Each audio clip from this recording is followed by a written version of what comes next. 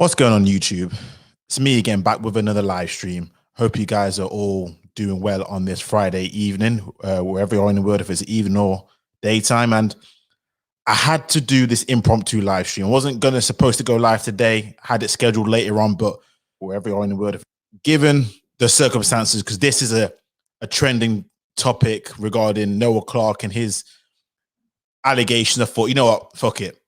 Let's do a stream. Let's talk about this because this has been blown up, and I thought, you know what, I had to get me a piece of this. I had to just at least speak on the subject because this is interesting to say the least. So let's get into it. So over the last 24 hours, if you've been living on the rock, Noel Clarke has been outed and exposed as a sexual predator. There's been 20 women that have been confirmed in regards to some really, really serious allegations. And I have to say this before I go any further, because I know people say the following, and I agree with them. At this moment of time, Noel Clarke is innocent. Yes, he is, because there is no evidence to prove that he has done anything as of yet. So before I go into this video, I just want to make this perfectly clear. Until this man has been proven guilty, he is innocent. Now, unfortunately, with the way that the world is going right now and how things are, and, you know, the lefty mob, and let's be honest, they're really eating their own. He's now been found guilty until proven innocent, just by trial of social media, trial by, you know, on the Twitter mob, trial by the Guardians ran with a piece, and we're going to go look into that today. Because they've done an expose on Noel Clarke. So they've gone into some details, which we're going to get into, and I'm going to sort of add my thoughts into. But yes, until proven otherwise, Noel Clarke is guilty. Is innocent, guilty. But this is what kills me. Everyone is presuming him to be guilty without even waiting for the evidence to come in. Now, again, with the fact that there's been 20 actual victims have stepped forward and some of the details which I'm going to talk about, it does make you think that something definitely did happen. However, we can't go around just accusing people of these kind of allegations, because these are serious allegations, because as a result, he has been suspended from his Bafta, I think it's the Bafta nomination that he's done, his current TV series that is filmed with Ashley Watt, I think it's Bulletproof. If I correct me if wrong, that has currently been suspended. So what's happened right now is the world, the media has treated him like he is guilty, as these allegations are all correct, even though he has denied all these allegations. So he has come out and denied all these allegations. However, at the moment, that is not good enough. So because that's not good enough, everything's been suspended. He's been suspended. He's almost been cancelled. Again, he's trying to fight for his career, but you know what? We need to get into this. So what I'm going to do right now, I'm going to go through the articles, because the article from The Guardian that was done was, I'm going to be honest with you, I've already read through it just as a pre-warning, but it is an expose. So let's get into this right now. If you are new to this chat, please like the stream. Please subscribe if you're new. Otherwise, let's get into this. So let me share screen, and we're going to get into this. Let's enlarge that a little bit. Now, sexual predator actor Noel Clarke accused of groping, harassment, and bullying by 20 women. So 20 women have stepped forward. Now, it says here, actor producer categorically denies allegation for all 20 women. I would suspect it to be the case. And again, Bafta has suspended Outstanding Contribution Award and actors membership. So already off the back of these allegations, and again, off the back of this Guardian piece and what's been going on Twitter, steps have been taken by the body Bafta, which is, you know, one of the most prestigious awards ever to be for an actor in the UK. For life, I keep forgetting what it actually stands for, the acronym. But they've already suspended his Outstanding Contribution Award and his membership off the bat, without even waiting for anything to have come through in terms of the police. You haven't been tried or convicted, but they've already said, you know what, forget this. We want to distance ourselves from this at all. Alleged misconduct, including claims of secret film Naked Audition. And again, if you don't know who Noel Clarke is, he is the guy who, I suppose, for a lot of us around the millennial generation, we remember from Kidulthood. Obviously, recent generation will be Doctor Who. But he has done a lot. And this is what I want to start with before I get into this piece. Fear is fear. So I have to try and separate him as the producer, actor, director in regards to his allegations. Now, I know it gets a bit murky because people can't. However, I will say this. He has made a fantastic contribution to the UK scene, particularly from a Black perspective. There is no getting around it. He has put on so many actors and actresses since he's been on the scene. I think for me, he's probably been the most, I suppose, supportive, or he's put on the most amount of people in terms of the urban scene currently that I recognize or that I know. Someone could point to me differently and say something else, but to me, Noel Clarke is that stalwart. He is that guy for us over here who's done a hell of a lot for the UK scene in terms of everything that he's contributed. So I have to get that out the way before we get into this. However, if these things are to be true, and this is the thing, if they are to be true, then we have to call it as we see it, which is this guy is a sexual predator, and whatever he gets, most likely he deserves. But let's get into this. Right. So I'm going to sort of skip all this, but so 13 days before presenting Clarke with his award, a Guardian investigation can reveal Bafta was informed about the existence of several allegations of verbal abuse, bullying, and sexual harassment against Clarke.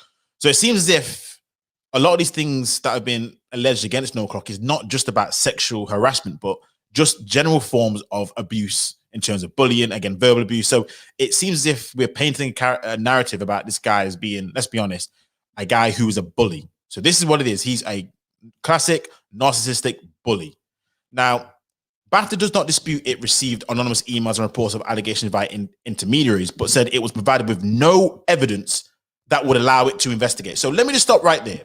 So it said Bafta does not dispute it received anonymous emails and reports of allegations via intermediaries, but said it was provided with no evidence that would allow it to investigate. So follow me here. So Bafta said it had no evidence. However, they still decided to suspend his contribution award and his actors membership, even though here they said they were provided with no evidence that would allow it to investigate Noel Clarke. So what does that mean? It means, for starters, this is what happens with the how it happens with the social media, how it is with the MeToo movement, how it is a cancel culture. It doesn't matter about what evidence has been posed against you, whether it's none, it's just outlandish. As long as it is as long as the claims are as such, which is going to be bad PR and bad press. This is what this is. They've completely suspended all involvement with Noel Clarke, and they've basically just thrown him out to the wolves. Even though in this paragraph, in this line, it says it was provided with no evidence that would allow it to investigate. Now, I understand everyone has their image to uphold, and that's exactly what it is. But my God, they didn't waste no time. As soon as these things came out to say, you know what, we're going to suspend it. We're going to do this. We're going to do that. We don't want no parts of it. So let's continue. Clarke also became aware of the allegation, which he vehemently denies. As he stepped off the stage holding his gong, Clarke's reputation remained publicly unblemished, not just as an actor, producer, screenwriter, and director, but one who now could claim to be one of British film and television's most lauded stars. I swear, not today, boy, not today. Yet Bafta's decision to venerate Clarke moved numerous women to break their silence. And this is how it starts. Now, again, he's innocent till proven guilty, but this is how these things start. People now seem to get a bit more bold, be able to come out with their story, and then from one story becomes 2, becomes 3, becomes 4, and now it's 20 women. They allege Clarke is a serial abuser of women, using his power in the industry to prey on and harass female colleagues, and sometimes bully those who fall out of favor. So again, these are serious accusations now. And the Guardian has spoken to 20 women, 20 women, all of whom knew Clarke in a professional capacity. They variously accuse him of sexual harassment, unwanted touching or groping, sexually inappropriate behavior and comments on set, professional misconduct, taking and sharing sexual explicit pictures and videos without consent, and bullying between 2004 and 2019. Now, that paragraph right there is damning in itself.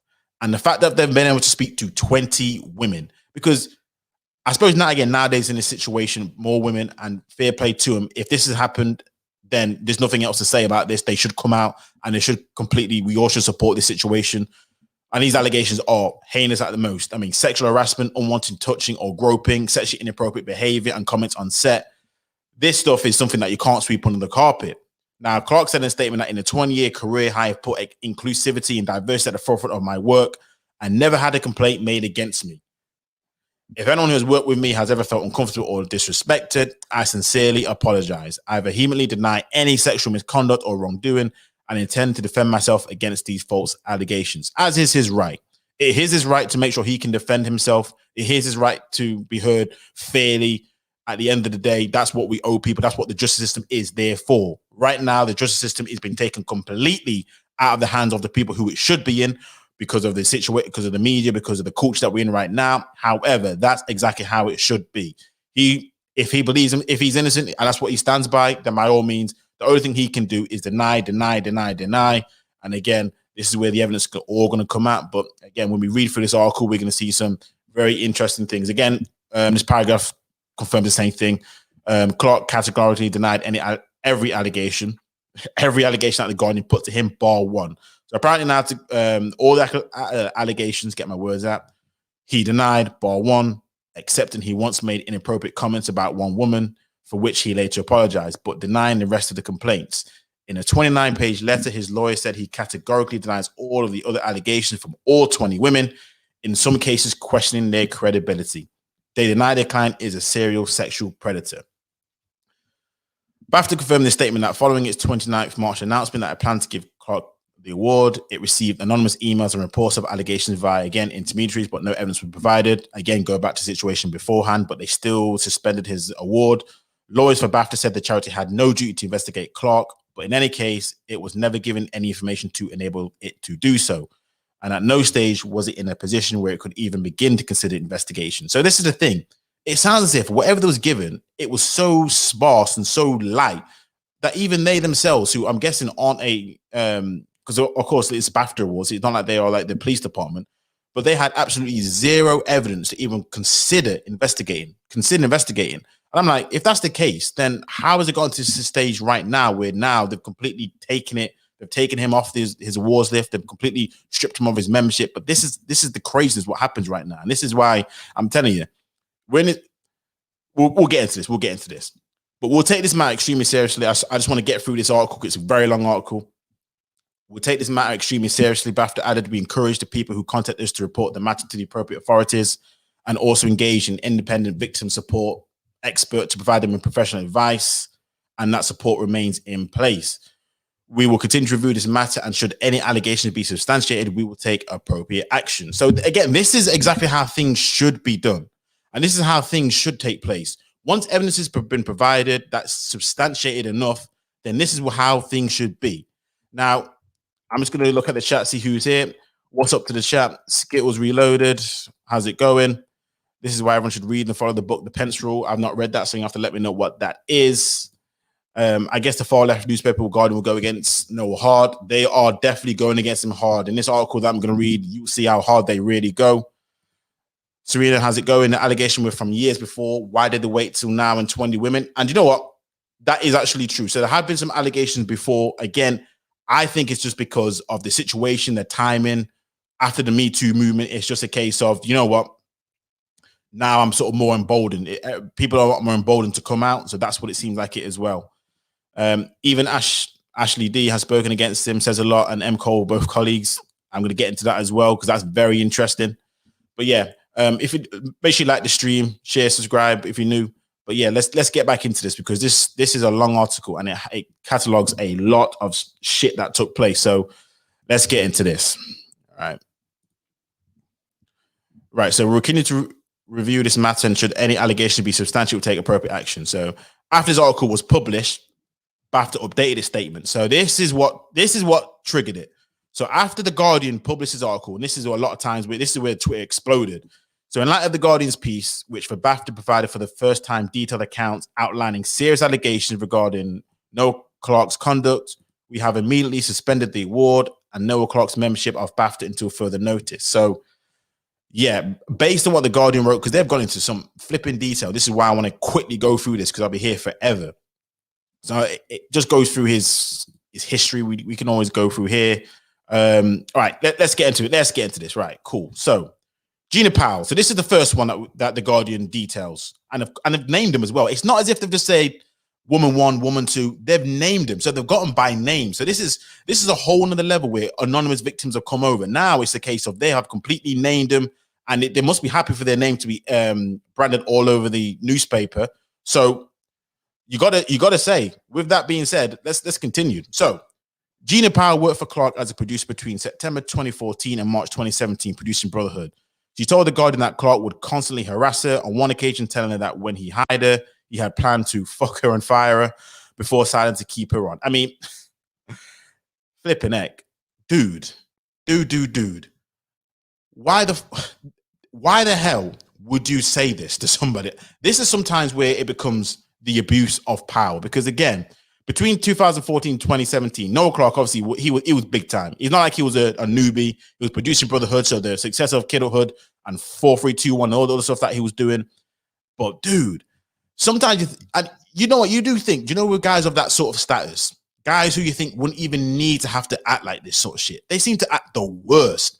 There must be something with the entitlement issue with, if you've got a certain sort of level of status, certain level of fame, that just goes to dudes' heads.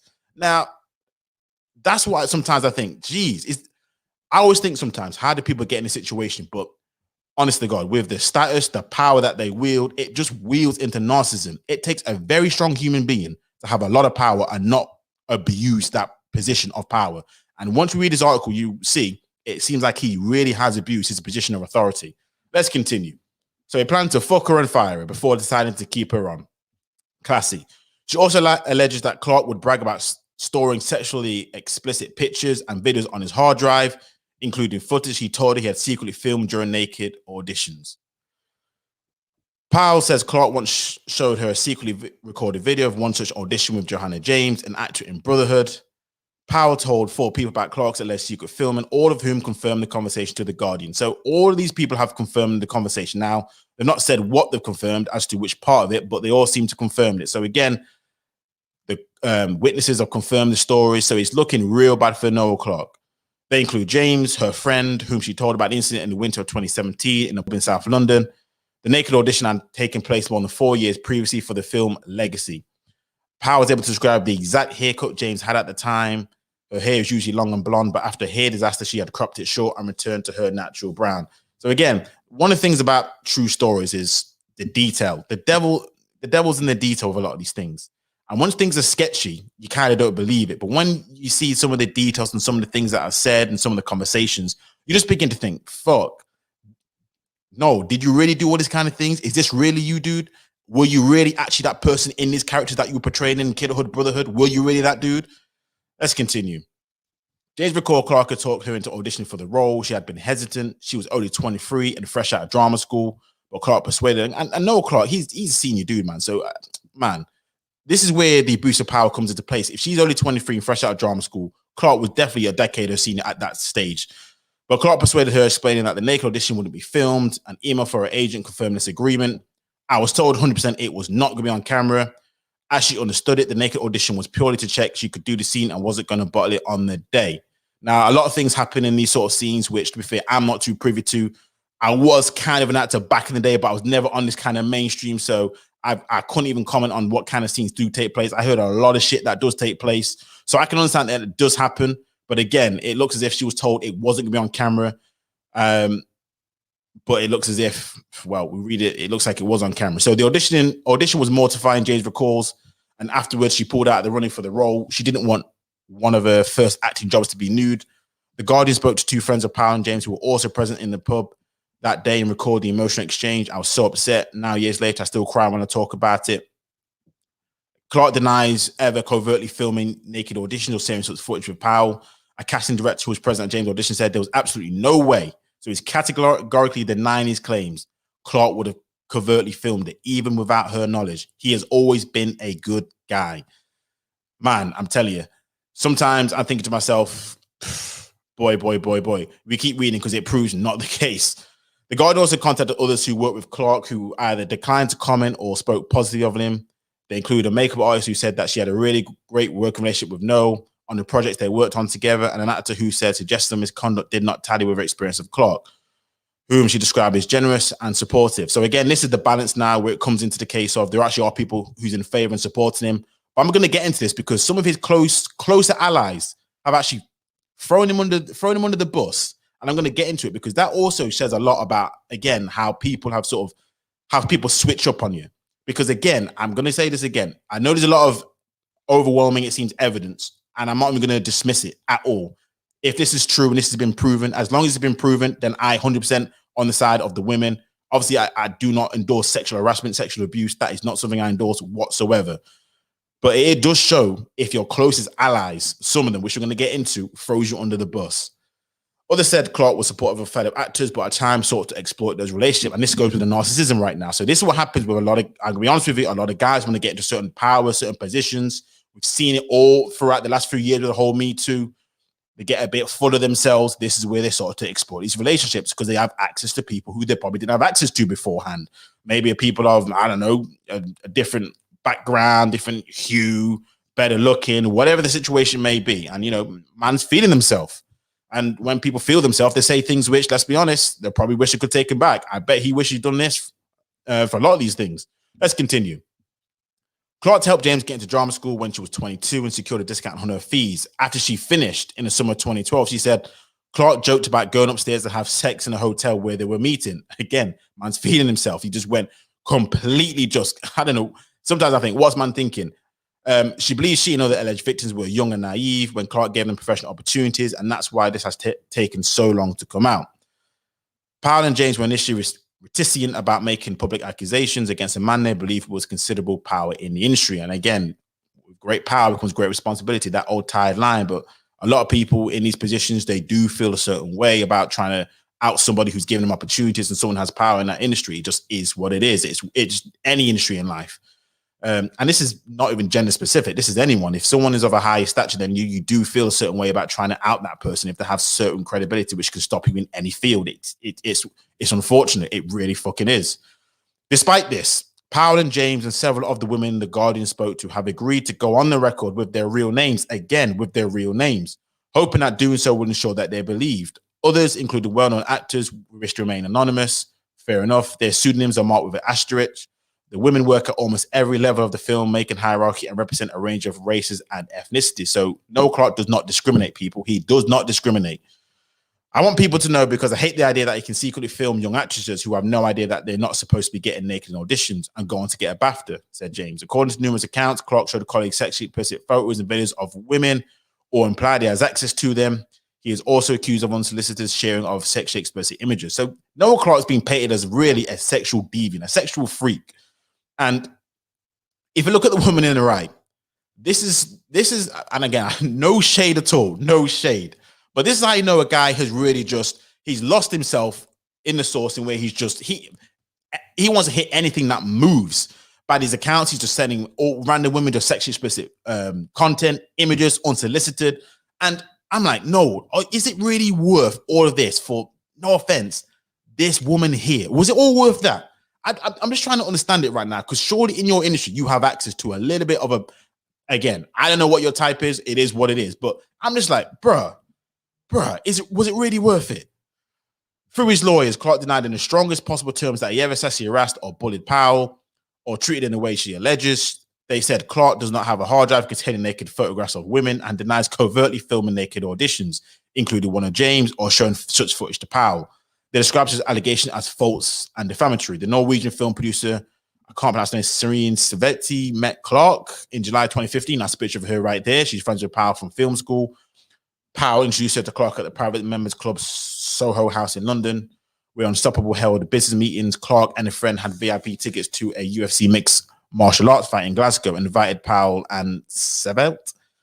After the after party, she says, Clarke smacked her ass. I didn't like it, she said. Then it looks like Svetti sent an email from a production company account thanking him for the weekend and expressing an interest in working with him one day. Clarke replied from his Unstoppable account, great meeting you. Would love to work with you one day. And then a second email arrived, also sending some Snapchats. Have a look. When she checked the Snapchat, Clarke has sent a picture of a naked, erect penis. Now, let's stop right here. Let's stop right here. Now, dick pics. And this was in 2015, so it ain't that long. But dick pics. Dude.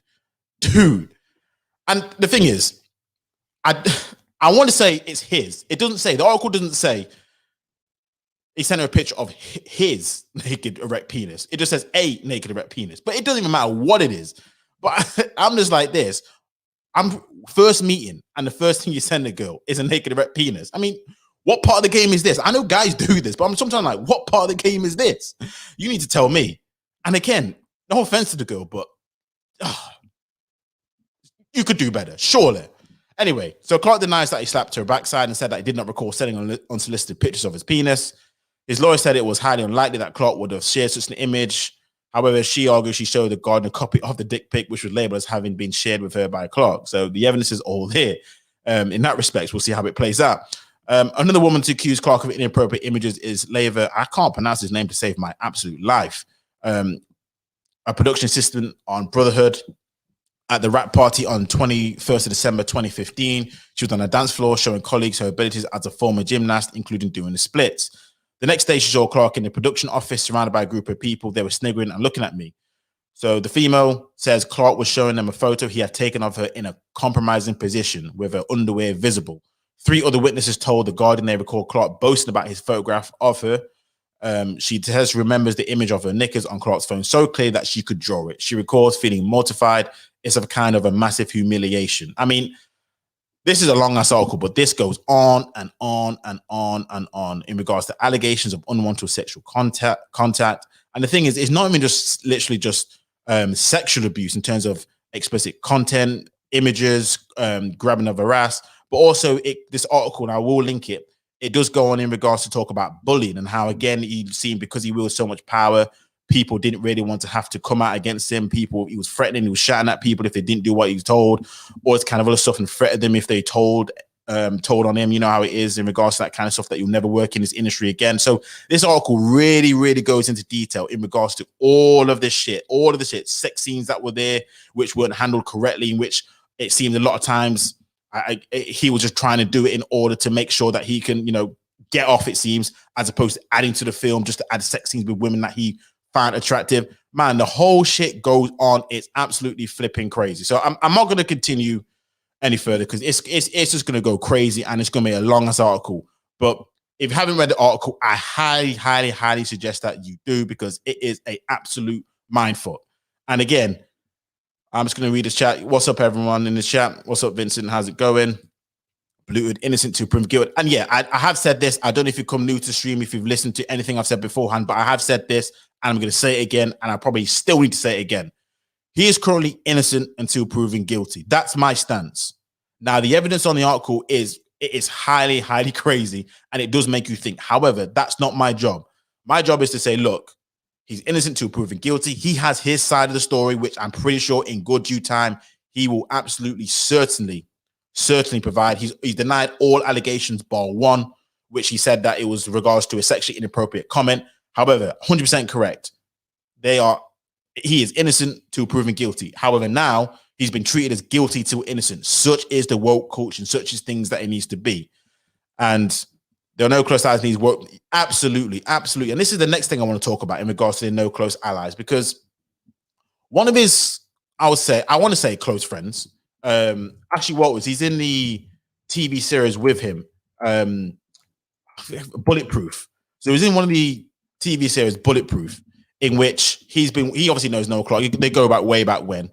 And I understand exactly sometimes his position, because he wants to sort of distance himself. But what I'm kind of a little bit, let's not say upset about, but just what's been come out and how he's not really held his boys back. So here's what he actually says. So I'm just going to, let me just share my screen again, because I have to show it to you. I can read it to you, but let me just show it to you, because it just makes more sense here.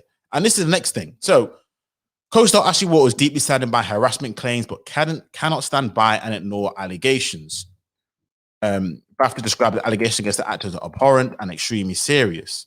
So co-star Ashley Watts said he's deeply saddened by claims against Noel Clarke, but he cannot stand by and ignore allegations. In a statement on social media, Walters, who appears alongside Clarke in Bulletproof, wrote, "My thoughts are with the women who have come forward and told their awful stories. I'm in shock and deeply saddened by what I've heard on a magnitude of levels.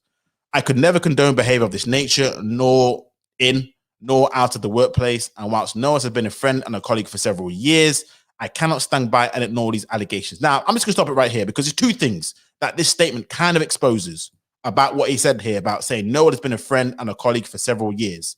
Now, if that's the case, then I'm sorry. There's two things I'm thinking. Either you've known about all these allegations, or at least some of it, or you've caught wind, because there's no goddamn chance. Some of the stuff that you've been seeing and hearing and seeing, it seems to be quite, again, according to the reports, there's no goddamn way that he could be a friend for all those years and not be hearing certain things, because you know how people are, you know how it is. And if he's a close friend like that and he's his boy, I'm sorry, there's certain things I'd be like, dude, you must have known. Or you must have just, I would say not known, but you just been completely ignorant to the fact. Somehow he must have been completely stand up to you. You must have seen him in a stand-up way. And somehow he's just been this evil guy when your back's turned, which again, for me, I just don't know if I can believe that.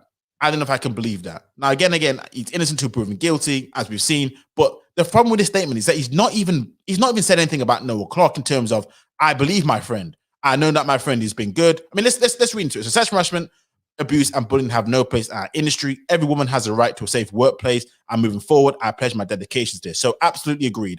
Just want to state this for everyone on the panel as well about my position. This is 100% agreed. There's no situation where I would agree with sexual harassment, abuse, or bullying in our workplace for either genders. So Clarke 45 has been accused. So it goes into this yada, yada, yada, yada, yada, yada. But the thing about this statement that actually what was put out is, and I know what it is, it's a PR stunt, but what kind of saddens me a little bit about this is that he's not at least said, I've worked with Noel Clarke for several years. I know him as a great guy. I do not believe these things. At least something, at least trying to like back up his boy. But no, what he's done, he's basically almost thrown him under the bus. Now, again, if that's the case, then I have to ask the question. So are you that much of a good boy with this guy? Or you must have known from this all the time. And I'm like, that's what kind of saddened me about that whole statement there about Ashley Walls. Not that I disagree with the whole situation here, but just that he didn't have his boys back. I mean, you let me know what you think. You let me know what you think. So sorry, but some of these allegations sound so fishy and crazy to me so far. And again, I would 100% agree with some of the allegations, but I will say this though.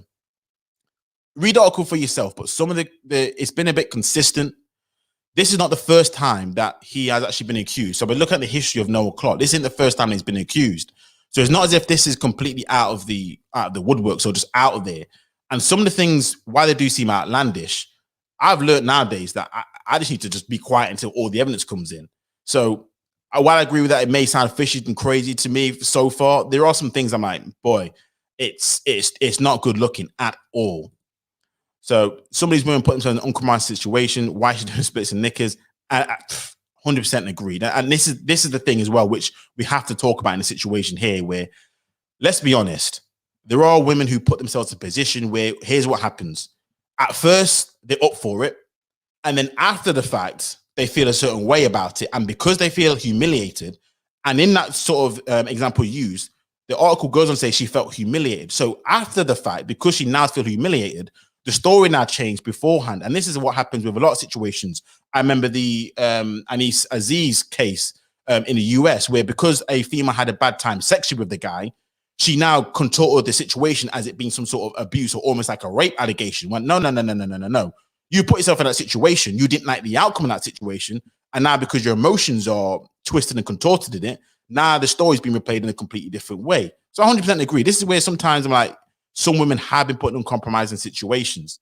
But I have to be fair and balanced because I am very fair and balanced. Some of the stories that you read, if you read the article in fully, you realize the situation that they put themselves in was purely not in a sense of they were alone together. They went back to his place, because this is what I would say how women put themselves into uncompromising position, or really situations which, let's be honest, you're a big grown ass woman, you know what you're doing. Let's be honest. But the situation that you read in the article is a bit different. It's on set where everyone's watching. It's in a situation where you're like, it's not as clear cut as a situation to put themselves in uncompromising situations. But again, I'd agree. But I just want to get your viewpoints. I'm actually going to open up the panel because I didn't want to read the article for too long. I just want to get your viewpoints on this. But if these allegations are true, if these things which have been said come out to be proven, then I'm just like, is Noel Clarke cancelled to you guys? Are you guys now? Would you guys now? I say boycott. He's already been cancelled from Bafta. He's already been from this, and also, I suppose, from a guy's perspective, does this change how you move to women and how you chat to gal? Because some of the situation which, if you read some of the articles, the things that he said, these are some of the approaches which a lot of dating coaches actually endorse, in which you should be completely honest to women about your intentions. Because a lot of times, a lot of dating coaches get, I suppose, pillarized for their, approaches to things and how you should chat to women and how you should try and stoke up some sort of sexual arousement and how you should keep the conversation going. So my question as well, and this is the situation I wanted to pose to the panel as well, and to the people, is does that change how you have relations? That's the relations. Does that change how you move? Because these allegations are serious, and some of them seem range from just you could argue banter to actual serious sexual allegations. But again, it could be because of how that female emotionally interprets the situation, or it could just be, listen, until we have the evidence fully into place, I'm gonna let you guys make that kind of decision. But let me know your thoughts are. Let me know if you want to hop up on the panel, have a conversation about this. Let me know what your thoughts are regards to Noel Clarke, because again, these allegations are hella serious. And the article goes on to much length. There's at least 20 anonymous women going into this. And again, these aren't things to be taken lightly. The Guardian is shy. I mean, yeah, the Guardian is left wing. It is definitely left wing leaning. But Blue, let me ask you this question though. Based on the allegations though, is there anything in your mind which thinks it could be true? Because this isn't the first time that this has come out in regards to Noel Clarke being accused of something like this. I mean, his other, co-star, Adam Deacon, he was in Critichood. He also came out for Noel Clarke when he had an issue with him in regards to some of these allegations, but it was silenced. So again, I'm just being fair and balanced. I just want to be that person to sort of put the conversation out there, because again, I've said this, he's innocent until proven guilty. At the end of the day, he should be tried in trial of court. I hate the fact that all these things are just put out on social media, but that seems to be right now the way of the mob rule. So the mob rule is put everything out there, put your business out there, and don't go through the proper channels. I don't think it's even gone to the police yet. This is what it is. So right now, everyone's mind's been made up. Either you're for him or you're against him. And I'm just saying, okay, cool. Right now, I don't know what's going on. Some of these claims seem outlandish. Some of these things, you could have put yourself in a better position. But some of these things you're thinking, this is an allegation that's been going on for a hell of a long time over so many different people, so many different ranges. Is all of it bullshit? Do you think all of it's bullshit? Let me know. But links in the chat. If you guys want to hop up, if you want to air your piece out, air your grievances out, let me know. Otherwise, what I'll do is I'll end the stream. But I had to do this topic today. Again, I was going to do a live stream tomorrow, but I thought, you know what, let me do this live stream just to talk about this stuff, just to sort of give my take on how things are going and just read the articles. I thought, man, these allegations are serious. I mean, I'd like to do another live stream or another video on this later on once things are probably, I won't say settled down, but there's more evidence to it. But yeah, the evidence so far stacked against him is nothing but the allegations though. And this is it right now. And this is the danger with a lot of guys are facing, because the allegations is enough to kill your career. And this is the kind of thing which I wanted to talk about and get your thoughts on, because if you can make an allegation to somebody without any evidence and you completely curtail their career, this is going to just set back relations between men and women. Because already right now with MeToo, a lot of people are saying women and men relations have gone down. We all know it has. But these sort of things, allegations without any proof, where it can just kill your career, because it don't even require much. All it requires is allegations. It goes on the right social platforms. It gets enough retweets, enough likes, and that's it. Particularly if you're a guy of high status. This is why a lot of these guys, seriously, if these guys are in this sort of position, you need to move differently, man. You need to move in a different way, where you need to record all your conversations. You need to make sure that you have everything documented. And this is why, you know what? It was Bow Wow, this is quite a long time ago, but Bow Wow, here's what he did. Whenever he had a gal at his place, he would make sure they signed a disclaimer, a waiver form, to make sure that whatever took place, they would agree to it. They would take their phones off him. They will make sure that he is protected. Such is the lengths that what happens, where, let's just be honest, if you're rich, you're famous, and you're a guy, you are a target. And this is what some of these famous guys don't seem to really understand. I mean, you guys are a target. I'm not saying by all women or whatnot, but sometimes you are seen as a target. And guess what happens? All it needs to be a case of is one allegation here, one allegation there. It could be miscommunication here, misreading of the signals. And before you know it, boom, this is what happens. So this is why some of these guys need to move in a completely different way. Just because, forget about how your thoughts are about women, just to protect yourself, because it only takes one. Just one. It could happen to be a bad experience with a female sexual encounter. We've got a situation where it's got a little bit clumsy, let's be honest. And then guess what happens? You're being outed in the media. You've been called this, you've been called that, and all the rest of it. And it just completely spirals out of control. And this is your career. This is your 100% career. So I'm telling you, man, dudes, you guys need to move differently in a way. And women, you just need to be more careful. be honest with each other. And I'm telling you, it's just completely mad. It's completely mad. If you care about women's safety, would try and go to the police first. I agree. And so far, from what I've read and what I've learned, the police still haven't got wind of this as an actual official case. So it's not as if the police have actually been informed. And again, I don't know why they did this, but they wanted Bafta to investigate the situation. I'm like, why in the hell, if this is so serious? Because again, these are serious claims. Would you have gone to Bafta? And why would you have not gone to the police first? Go to the police first, then and then Bafta will get wind of it, and then they will do whatever they need to do in regards to suspending the actor's membership and suspending his contribution award. But they didn't do it that way. The reason why they did it is because he was winning the award, and they didn't want to have him, get all that glory and that shine. So they went through the channels, which is mob rule. And when you read the article, once Bafta realized the heat was getting to them, this is when they took action. So they looked at the evidence and said, look, we got no evidence here. But until the heat was put on them, that's when they decided to act. It wasn't as if they actually, as opposed to the case of what the people in the chat saying, they saw him as innocent because the evidence was underwhelming, to say the least. They found no evidence, even though they heard all these allegations. Yet, because of the mob rule, because of how cancel culture works, the heat got too big that they had to do something. Apparently, they said it's because of the Guardian's article. I say bullshit. I guarantee they were probably told beforehand that we have 20 women or so coming out, some anonymous, some famous people in the industry. But as soon as that article was published and it blew up, that's when Bafta said, you know what, I'm going to cut bait. I'm going to just denounce Noel Clarke, and that's it. Job done, wipe their hands, and now they can say a nice little statement saying, after we read the Guardian's article, we've now decided to bullshit. But that's how it is right now. That's how it is. These are article, but history tells me otherwise. Like, most of the allegations are first on Twitter and never gone to the police. And again. But that's all it needs nowadays. That's all it flipping needs. It doesn't need anything crazy. It doesn't need anything substantiated for the police, for the correct channels. All it needs to be is an allegation on social media. You know how the rest is history, man. And this is what Noel Clarke is right now. Noel Clarke is history. And this is the thing about allegation. This is why I need to be careful, men and women. But in this case, Noel Clarke, men, you have to be flipping careful, because all the hard work that you've gone into doing to build up your career, build up your fortune, build up your empire, all that good work that you have done, because we have to be fair and balanced here. He has done a hell of a lot of good work for us in terms of the Black UK scene. He's a stalwart of this scene. He's put a lot of people on. So all that good work now is just going to be cancelled, thrown down the drain, cancelled, none say the least. Just because, let's be honest, my man felt himself too much, it seemed like. But let's be honest, this is why you need to be careful. This is why you need to make sure that you need to pattern up in all areas of life.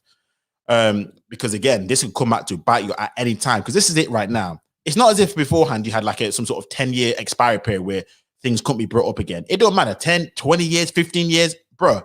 You are still live in this place. You are still able to get caught. You are still able to get taken down for things that happened goddamn 25 years ago. So you need to, some of these guys, man, these bishops need to sort themselves out. So what he's saying is about recording everything is all in the got you. But yeah, no, I definitely need to read that book. But yeah, and the thing is, this is where again trust comes into place, and this is where all these it just becomes bullshit. But I definitely will say this for guys of a certain stature, at least, or at least guys who are aiming to be of a certain stature.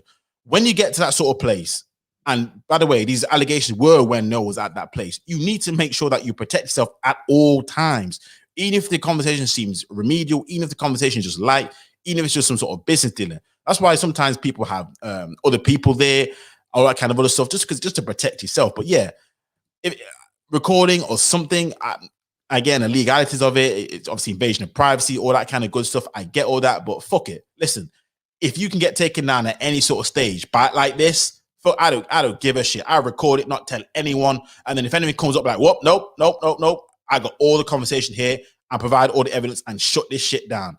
But unfortunately, I don't think he's done any of that. Again, he's vehemently denied all claims.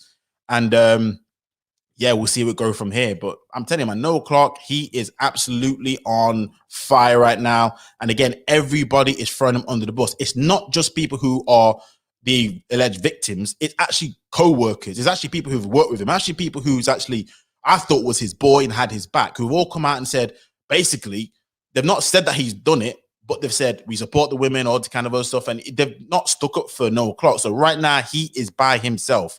So right now he's in a rock and a hard place right now. So he is definitely by himself. So this is why, guys, man, I'm telling you, if this isn't a wake up call, that you just need to make sure that you guys pattern up when it comes to certain situations, so you don't put yourself in this kind of mess. And again, I have to preface this: if this is true, I have no remorse for him. I have absolutely zero remorse for him. I'm not them kind of guys who be like, oh, well, these girls wanted it, all this kind of other stuff. You probably didn't like it. Because I know how some guys can be, you know, oh, they want it, you probably didn't like it. No. If this is true, then by all means, this guy should be thrown to the wolves. He should be stripped of all his titles. And I'm assuming it'd be some sort of prison sentence. So if it be true, that's what I'm going to say. But right now, until we know otherwise, all it is a he say, she say sort of stuff. The unfortunate thing is 20 women come out. I think even more are likely to come out from reading the article. So it's not something which is going to be going away anytime soon. I can imagine it'd be like, I won't say like a Bill Cosby, but everyone and anyone's going to be coming out to say their two pieces or 2 pence worth on this issue. Remember, this can happen to us lower class or middle class guys. That's record most of my interactions, as you never know what some girl pass will do. I mean, listen, I hate having to sort of agree with this kind of situation because you shouldn't have to. This shouldn't have to be the case.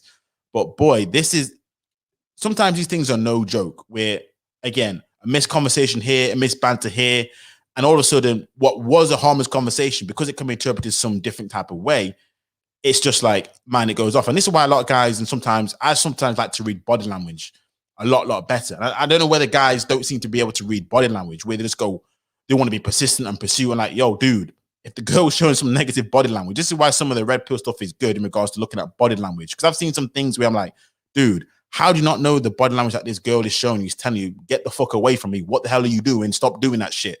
But some guys, man, I'm telling you, man, and a lot of them, I'm going to be honest with you, are ones who think they're the shit. They're the ones who've been reinforced because they got maybe the status, the fame. And again, it just goes to their head. And let's be honest, this is what happens. It's nothing new in life. This is why I got to be fair and balanced, because this is not something that is just, brand new. We've seen this beforehand. And it's because, let's be honest, with a lot of power does come women. And sometimes some guys get that entitlement issue where they think they can get anyone who flipping moves. Kavanaugh case is a big example of scary. We live in sad times regards of justice and male-female sex dynamics. Absolutely. And this is it, really. This is where it just confirms the change in the male to female sex dynamics, in which both parties now need to protect themselves in ways which is crazy. Because again, once you share yourself with explicit photos nowadays, that shit stays on the internet forever. This is another reason why you guys need to be careful when it comes to social media, because right now the internet is pretty much forever. There's things which people pick up on, whether it be tweets, pictures, nudes, all this kind of other stuff, which I'm telling you, man, you need to be careful about who you're sending it to, how you're sending it to, and what happens. Because when you send it to, your current partner, which may become your ex-partner, which most likely become your ex-partner, you just have to be like, yo, that's fair game right now. That is fair game. It's just one of those things where it may come out, particularly depending on how high status you are, particularly depending on how the situation ended, which is why you always have to make sure, as best as possible, you can make sure the situation ends in a way which this shit ain't going to blow up back on you. But looking at some of the things which he did, man, he was asking for some of it, if these things are to be true. Again, panel's open if anyone wants to have a chat about this, talk about how this is going to change things. But man, I'm telling you, yeah, you have no friends. I had to learn that. Secure yourself. 100% true. Always make sure you secure yourself. Even though people say you got boys, you got your brethrens, you got your girlfriends, whatever it may be. Look, you always have to make sure that you can absolutely cover your own back. One thing I've learned about just in life in general, forget dating, relationships, all this kind of other bullshit. Just the workplace environment. Cover your own motherfucking back. And experience is life's greatest teacher. I'm telling you. And until you go through some situation like that, and luckily I go through some situations early, I'm like, no, forget that. Never again. Never again. Of course, not this situation, what Noel Clarke's going through. No, but I'm telling you, make sure you secure yourself first. Anyone else, everything else, that's secondary, tertiary. Yeah, Myth to it. What's up, man? He's got to go from kidhood to adulthood. Man, he's in another hood right now. But yeah, he's definitely had to learn. And if you read the article as well, it looks as if he tried to cover up his tracks. So when you read the article, again, I'll put the link in description box once the live stream ends. But he's tried to cover his tracks by appealing to the witnesses, by trying to clear the air, and basically, if there has been any misinterpretation apologize for it. But yeah, 100%. Noel Clarke is he's about to learn the hard way in the most extreme way, where his whole career and his whole life is just completely wrecked. And this is a guy who's got wife and kids as well, so it's not just him as well that's been affected. Because a lot of times we always look at Noel Clarke and the alleged victims. So the victims are definitely the ones who are impacted. But Noel Clarke's got a wife and kids. I'm sure he has kids. I know he has a wife. So you know what I mean. It's going to affect the whole family with these allegations. So it's absolutely crazy.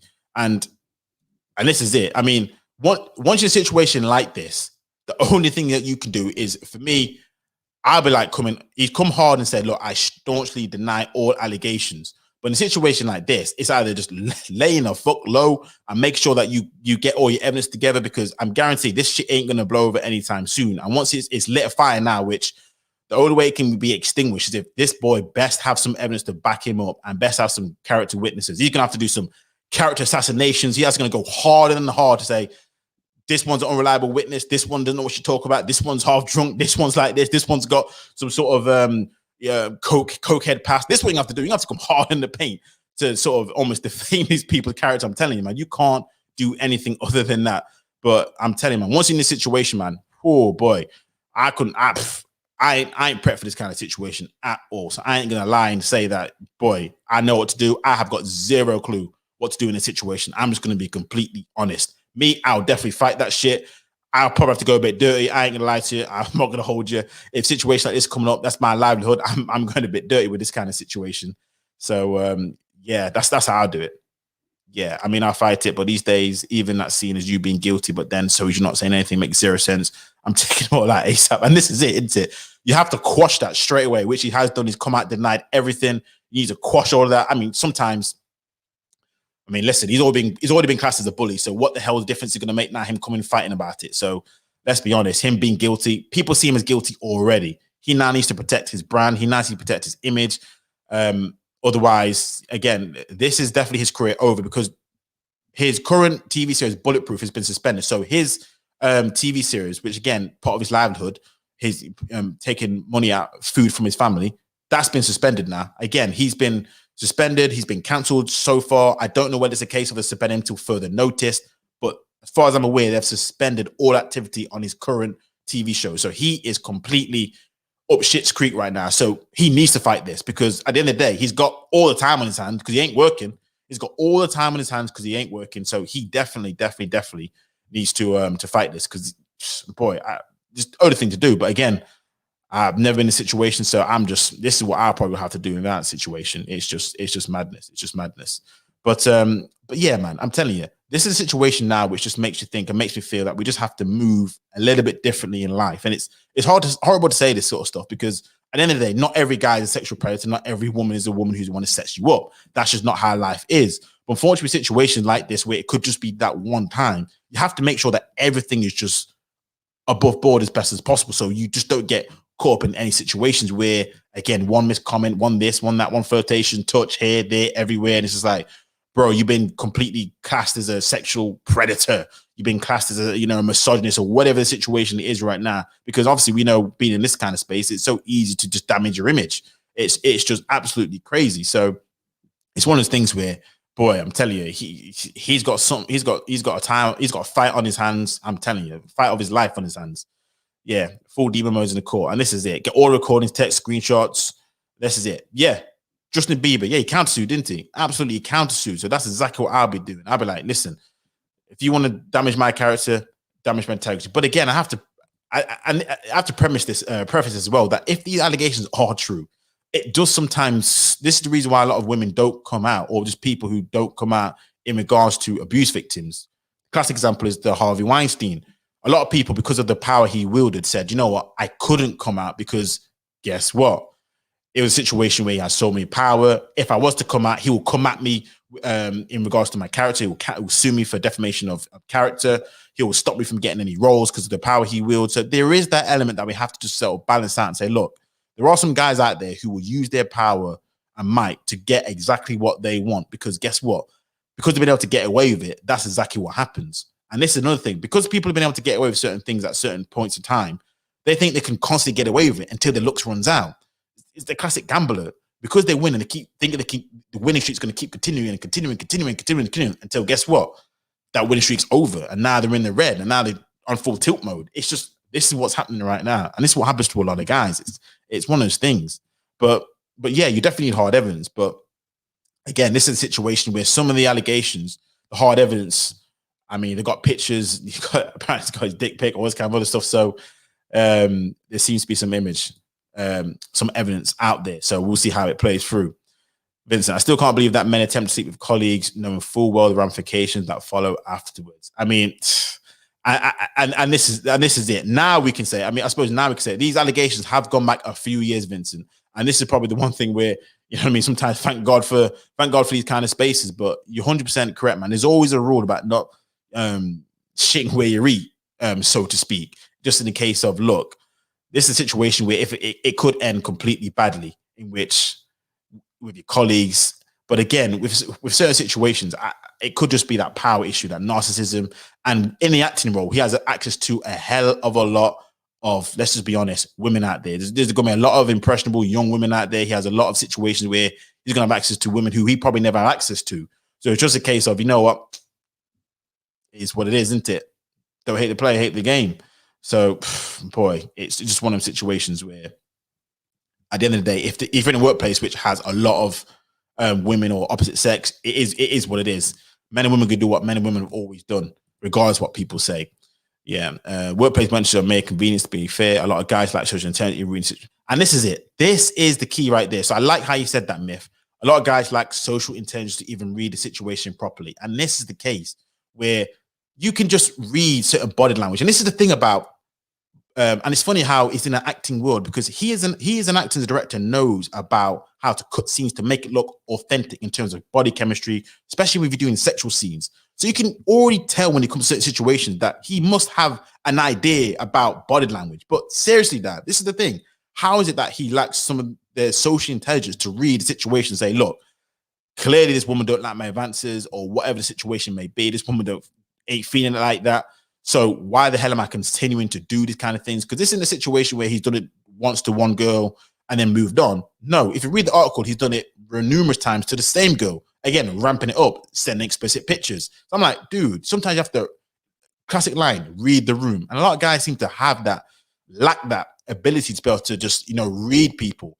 And it's just like, man, that's why sometimes people say, oh, what am I about? You're a bit quiet. I'm like, I'm just reading people. I'm just reading people's body language before I go into any situation. Because at the end of the day, you have to be more of a nihilist and more of a pessimist. Say, look, what's the worst that can happen? Cool, understand the situation, and then, man, go with it. But there's certain situations where you can't fake, man. It's can't fake. I'm telling you, especially when you're there in the moment, you're just like, man, you can tell when it's awkward. You can tell when it's just like, she's always saying it to laugh just because you're who you are. I've been in a situation where like, oh, yeah, this girl ain't feeding me. I'm just going to move on. I ain't going to say anything stupid. But yeah, not only that, it just makes things awkward, and then lack respect for the man because it demands in a higher position. Absolutely. And this is the case right now. It's just when you're in a position of power, and this is where sometimes people who talk about this status thing, this is where they can get a bit overboard. Just from the dating coaches, because a lot of people use their status as a way of, let's just be honest, preying on women. And I see it right now in the space, and this is why I get a bit pissed off with some of the red pill spaces, because I see how they use their power, even on their YouTube content, their YouTube channels, and how they wield it in a way which you can tell these guys they have a side to them, which I wouldn't even be surprised if some of these allegations are said about them in terms of how they use their power or position because they have a bit of clout. And once man has a bit of clout, same with if a man has a bit of money in his pocket, he goes to acting and feeling up a certain way and all this kind of other bullshit. And then before you know it, you're saying all this, you know who I am, you don't know who I am, you know what it is, you know niggas be doing. And then it's like, here it is. Allegations come out, and then one thing leads to another, and it's 20 fucking women. That's what it is. Yeah. Whenever a guy sends pics of themselves, it's already a rap. And boy, I'm telling you right now, man, I've never done this. I'm like this. Look, what? Not the dick pic. Not in the first 2 seconds of meeting this chick. Fucking hell. I mean, that's what I don't understand. I'm like, why would you do that kind of shit? Because I'm like, I already know if it's sent. Once you send a pic, that's it. You're in the hands of the gods. You're trusting this person with your picture of you know what I mean? So I don't know what's going on there. It's just not a good look. But again, just to preface, this guy is innocent till proven guilty. Right now, we don't know anything other than what the article has said and what other people and other victims have come out and said on their socials. So right now, we have absolutely no flipping clue about if it's true or not. Right now, we're just speculating. I'm just speculating. I'm just talking about it right now. Everyone's talking about it. It seems. I thought, hell, is what it is. But he's innocent till proven guilty. The claims are very crazy, though. So the claims are serious in nature and they are crazy. So at the end of the day, it's if we'll see how this plays out. But right now, Noel Clarke has definitely been cancelled. Yeah, another good book is How to Work a Room. Good for book and life. And I agree. I'll have to check that book out. But and this is it really in regards to, I suppose, Myth Twister's comment earlier about lack of social intelligence and just reading the room and reading people's body language and just how I see things are, because there's certain things you can't fake. There's certain things where you're just like, you really just can't fake this kind of body language. So when I hear these sort of things or see these sort of things, it's just like, man, I don't know what lane you're living. I don't know what life you're living. It's just crazy. What's up, Myth Twist? How's it going? Yeah, it's going fine. I only saw the latest part of this stream because I just came in, but yeah, I didn't hear about this because I guess I don't follow a lot of things sometimes. But there's always some allegation going on these days, and I don't know. You know, I don't know. I just think it's very odd, and it's a weird thing because I've seen enough in life to know that it's like fucked on both sides, because I feel as though most of the guys that do something that would be perceived as being some kind of sexual act, I don't like, just from what I've seen personally, I don't think a lot of those guys actually are trying to be bad people. Now, I'm not saying this is in all cases, but as I said earlier, I think a lot of them genuinely lack social intelligence. But this is a difficult thing because if no one's taught you how to read something like that, right?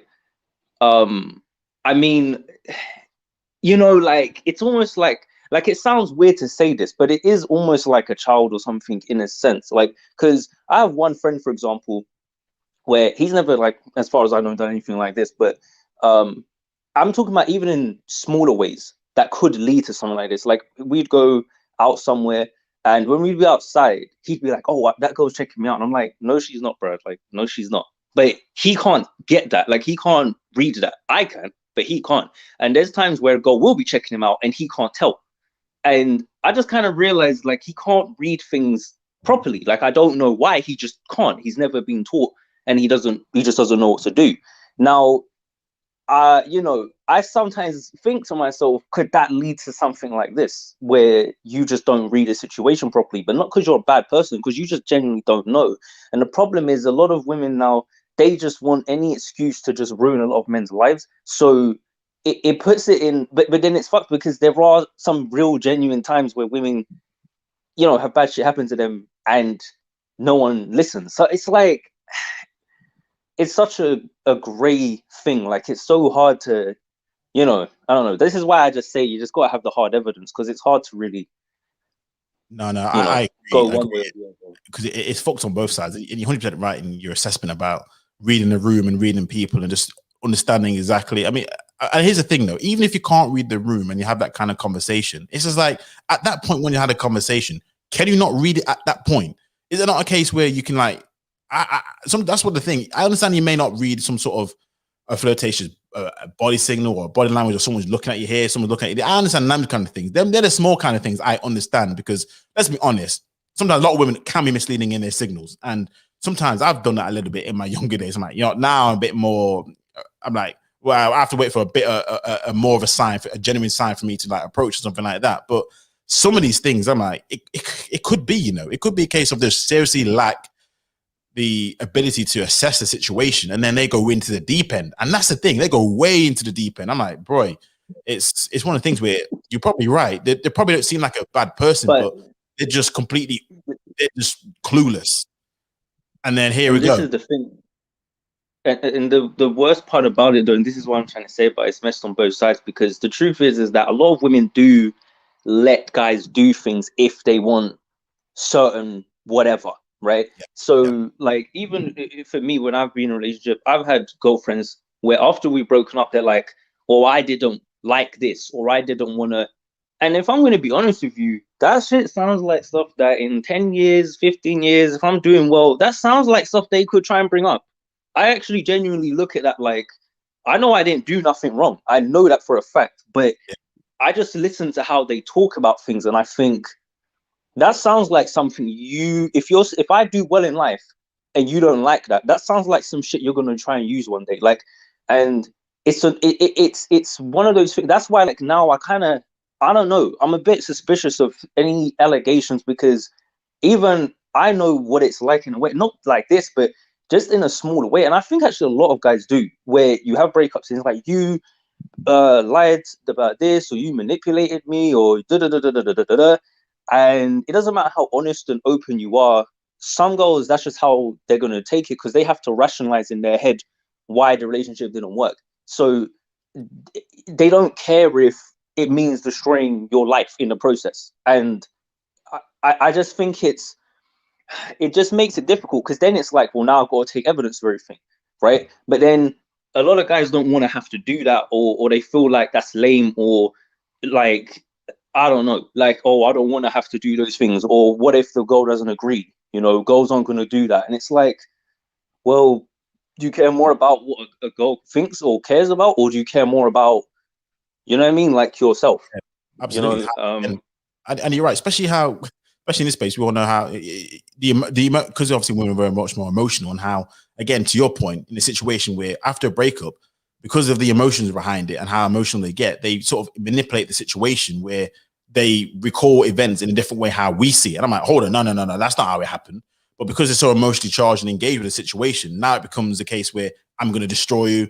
You ain't shit, nigga. You did this, all this kind of stuff. I'm like, yo, that's not how this shit works. But it doesn't matter because, again, once, especially in this situation now, once you have more than one woman all coming together, all the same situation, now it's a case of you have this army against you, and it's a case of he's fucked again. He's got no evidence, as far as I'm aware, to sort of back him up. So far, we'll see. But that's what happens sometimes when a breakup happens. It's never the best, and then the emotions take over, and then boom, here's where you are. So. but I mean, the thing is that the women. I mean, do the women have? I don't know if you already said, but like, do the women have evidence against him? So they have with the explicit images. So if I suppose that's kind of the hard evidence that I'm seeing so far. So the article was saying that they have explicit pictures. So when he sent the dick pic, they've still got that. They've got obviously messages and situations like that. So they do have some evidence. Is it enough to say he's all those things that have been said? Probably don't think so. Because again, a lot of these things could just be easily explained away with just flirtatious signals, missing information, all that kind of other stuff. But as far as hard evidence, that's the only thing I saw in the article. But nothing else. But again, we'll see what they come out with. So yeah, because I feel as though with a lot of these situations, it needs to be treated equal on both sides. If the man don't have evidence and if the woman don't have evidence, then boy, it just got because I think that the issue is that there's the believe all women idea, and that's a problem. Like that is just straight up sexism. That is just straight like that's not even debatable. Like it's not if you're trying to create a system that's equal, but you're going to prioritize one side and say they're in the right, at least by default. Well, then that doesn't make any sense. And I've seen a lot of people argue like, oh, but most women aren't going to do false allegations. I'm like, what? Like, are we just going to ignore all the facts and all the different cases that have been shown to be false allegations? The fact of the matter is if it's possible a woman can lie, which it is possible, then you gotta do things fairly. You can't just assume she's right just because she's a woman and you just think she wouldn't lie. Like that doesn't make any sense. Um, especially because at the end of the day, like I'm just gonna be real, just understanding how women can tend to be like with all the emotion stuff, they can lie about some really fucked up things, like things that you would think, why would anyone lie about that? But yeah, they will, like they will say things like, "Oh, I'm pregnant with your baby," and they're not, or like just like things that's just messed up. Like they will do things like that, and and to most people, we'd think you wouldn't lie about something like that, but it happened, and I think, but again, what makes it difficult is there are guys out there that are really just fucked up. Like there are, like, and they really do this stuff. Like, in it just makes it difficult. You can't say one way or the other. Like it is, it's just. I just think if there's no hard evidence on either side, don't be saying it is this or it is that. Like, you know what I mean? I think today there's too much people who are quick to want to just blame someone, regardless. Even now with the red pill spaces popping up, even the men, it's like immediately the woman's lying. It's like, bro, let's not act like there ain't guys out here who do this, this fuckery. Like they're wrong. You know what I mean? They're wrong. And this is what I was saying. Yeah. I was saying, look, I have to be balanced here because let's be honest, the women who do some fucked up shit, like you said, and there are guys who do fucked up shit. So you got to be fair and balanced here. And again, I'm not on this fact of believe all women. I'm on this believe the evidence. I'm on this. Let's just look at the evidence and let's just play this out as it should be played out. But right now, it's not that case. It's a case of we already not only we believe the women. He's not. I don't know if you how much you caught the stream, but he's been suspended from his current TV show in terms of Bulletproof. So they're not airing anything at all. He's been suspended. He's also been stripped from his membership for the Baftas and all his awards. So he's like, we've already proven him to be guilty. So we've already believed him, already proved that he's guilty, apparently. And now we've thrown the book at him already. And we've not even had a day in court where he's actually said, this is my evidence, all that kind of other stuff. So I'm like, man, it's gone crazy now where we're believing all the people who come out with this, again, a lot of the blame and the victim allegations, because let's be honest, if someone says sexual abuse and allegations already, it's like a buzzword where people it doesn't even matter what it is, people just believe them, especially particularly in the case of women, rape, all this kind of other stuff. It is what it is. And this is what's happened here. I just wonder if there's a way, like, because like I said earlier in the chat, what do you even do? Like in this type of situation, once it's like, before it gets to this point, obviously you should have to have evidence, but a lot of guys aren't doing that. So it's like, if this just happens, I mean, like, literally, if you woke up tomorrow and you just saw your phone blowing up because there was all this stuff being said about you all of a sudden, I mean, what do you do about that? Like, it's just, because I've thought about it loads of times and I've just thought, because I'm just going to be honest, like, to me, I see it as it is possible. It is possible to happen to me, just because, like, I genuinely don't do nothing wrong. I can say that very confidently, but it's like, and one thing is, I'm actually very, very honest with women. I'm like extremely honest. So, but that's why I'm so, like, I know how much they can lie, man, because you can be really, really honest and somehow it's still, oh, you lied. It's like, what? It's so weird. Like, I understand this stuff very well, but there's some things that I just kind of sometimes think, like, why is it even like this? It just makes things difficult. And it's one of the reasons why these days, for the most part, despite the fact that I'm still young and I should be at that point where people are like, you should be dating and blah, blah, I kind of, for the moment, am more reserved. And it's a shame. But, to an extent, I feel like I've got too much to lose, man. Like, compared to some people, I don't know. I don't have time for that stuff. And it is a genuine concern to me because I can see it happening. And it does make me just think, like, what do you guys really do? So most thing I try to do is just make sure I've got things there ironclad before that could even happen. But it's a shame it's even like that. I agree. And the thing is, and a lot of times there's no way sometimes of really covering all your angles and everything like that. So I wouldn't even know how to advise Noel.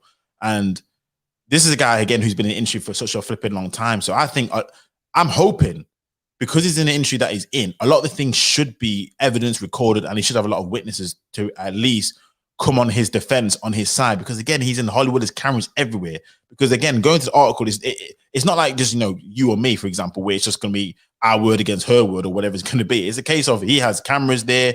A lot of times they're still recording, even though they're not, they've cut the scene. So there's be a lot of things there, which I'm like, he should have evidence, because these things didn't just happen behind closed doors. This is the thing. This is where and I'll talk about the narcissism of, like, these things were happening on set. These things were happening where they should have actually recorded evidence of some of the things that took place. So I don't even know what I would even do in that situation, but I'm telling you, I'd make sure I'd try and get every single scene, every single thing that I've recorded, any single audio that's been listened to or audio that's been happily recorded by some of the sound guys.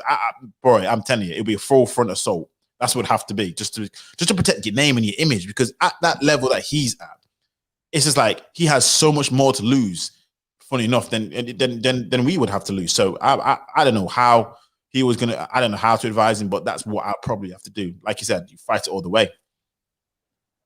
Yeah, the skill man said earlier about like, because you're already kind of vindicated and kind of treated as a villain, it's like you might as well just go, all in on it, and that's kind of how it's like a Hail Mary. Like, it's like, what, fuck it, like if that's what it is, then that's what it is, kind of thing. Because I've seen different ways guys have handled this. Some try to just go like ham, like what you kind of just saying, and some don't say nothing and just kind of go ghost. And that to me is the worst thing you can do. Like, that looks like, I mean, maybe that's not the worst thing you can do if you do that and you fight it from the shadows. But if you just go ghost and just let whatever happen, then nah, that's, you fucked up. But because everyone's just gonna think you're guilty then because you didn't do anything. But a lot of guys come out and start apologizing for everything and saying like, oh, I didn't mean to hurt anyone. And it, in the minds of a lot of these people, you're admitting your guilt.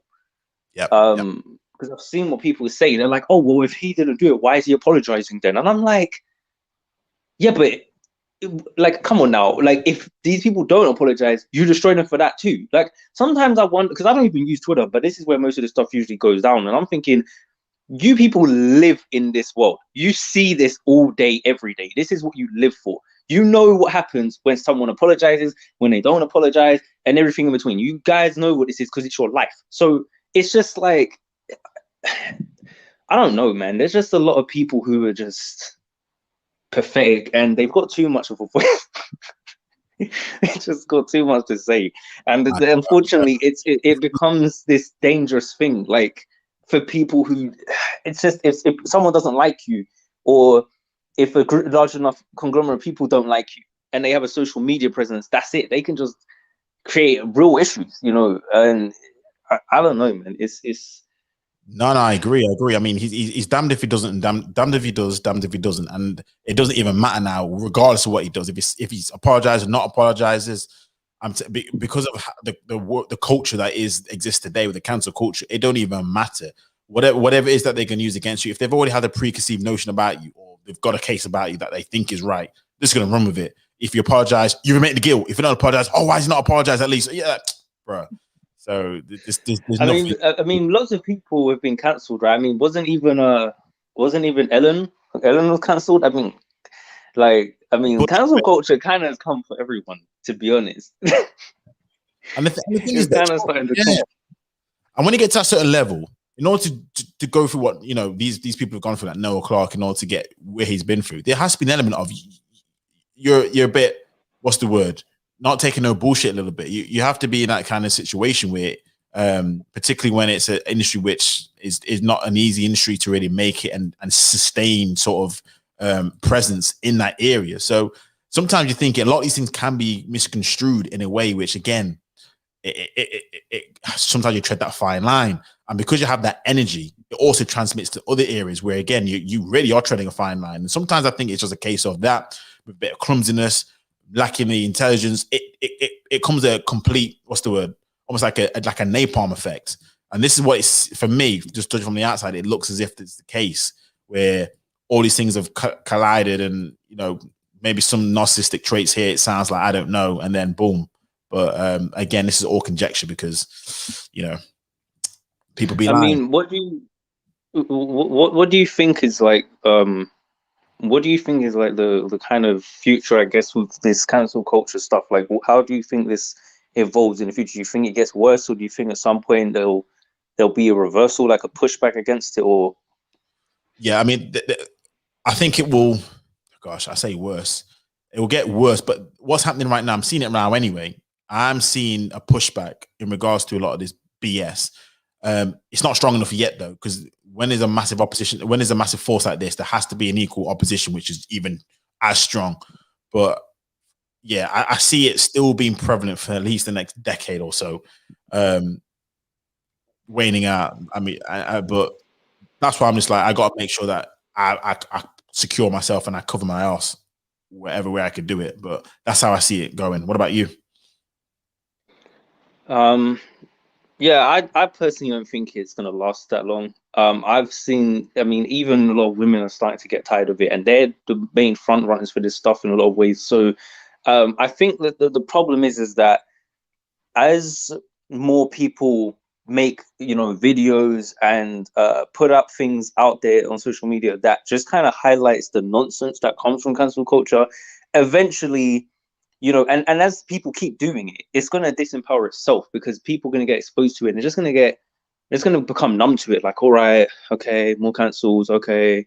And they're just not going to care. And, but the problem is that most people are quite passive, right, about these things, including a lot of times the people who get caught up in it, which is what I was saying earlier. Like, even if these guys get accused sometimes, some of them are quite passive with it. Like, they just kind of like, oh, I'm sorry, and I'll accept whatever punishment. And I'm like, what the hell is, like some guys are just soyed out to the point where there's just no helping them. Like, like I just don't get it. Like, there's literally nothing they can do. It's just, I don't understand it. I don't get it. But I guess I don't know. Guys just really, like they say, just got their balls cut off. Like I guess that's just really what it is. Because I don't personally understand that. But whatever. Like, but I think that to an extent, because most people are so passive about a lot of this stuff, these people who are really like passionate about canceling people and left wing politics and identity and all this stuff,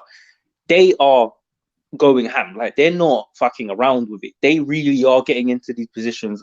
They really are getting into the key positions they need to get into. They're getting into these industries. They're becoming seniors in these places, and they're being the people who call the shots. And that is going to change things because at the end of the day, the 1% determines the direction of society for the most part, not because they're so powerful and there's so many of them, but because the majority of people are so passive, they just follow whatever the 1% tells them to do. So that's the reason why, like, at the end of the day, if the 1% becomes a bunch of left-leaning people who are just gonna, you know, direct society in this way, most people are just passively going along with it, you know. I don't know. It depends because it's so intrusive though, and it's so ridiculous that I do see, like you said, a lot of pushback against it.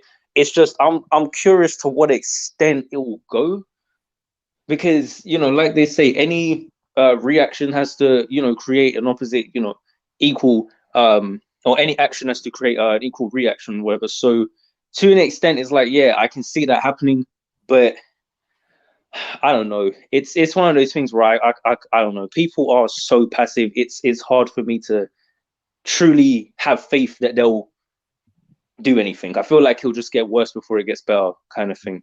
Absolutely. And to answer that passive question, I think a lot of the reason why is because I'm just gonna be honest.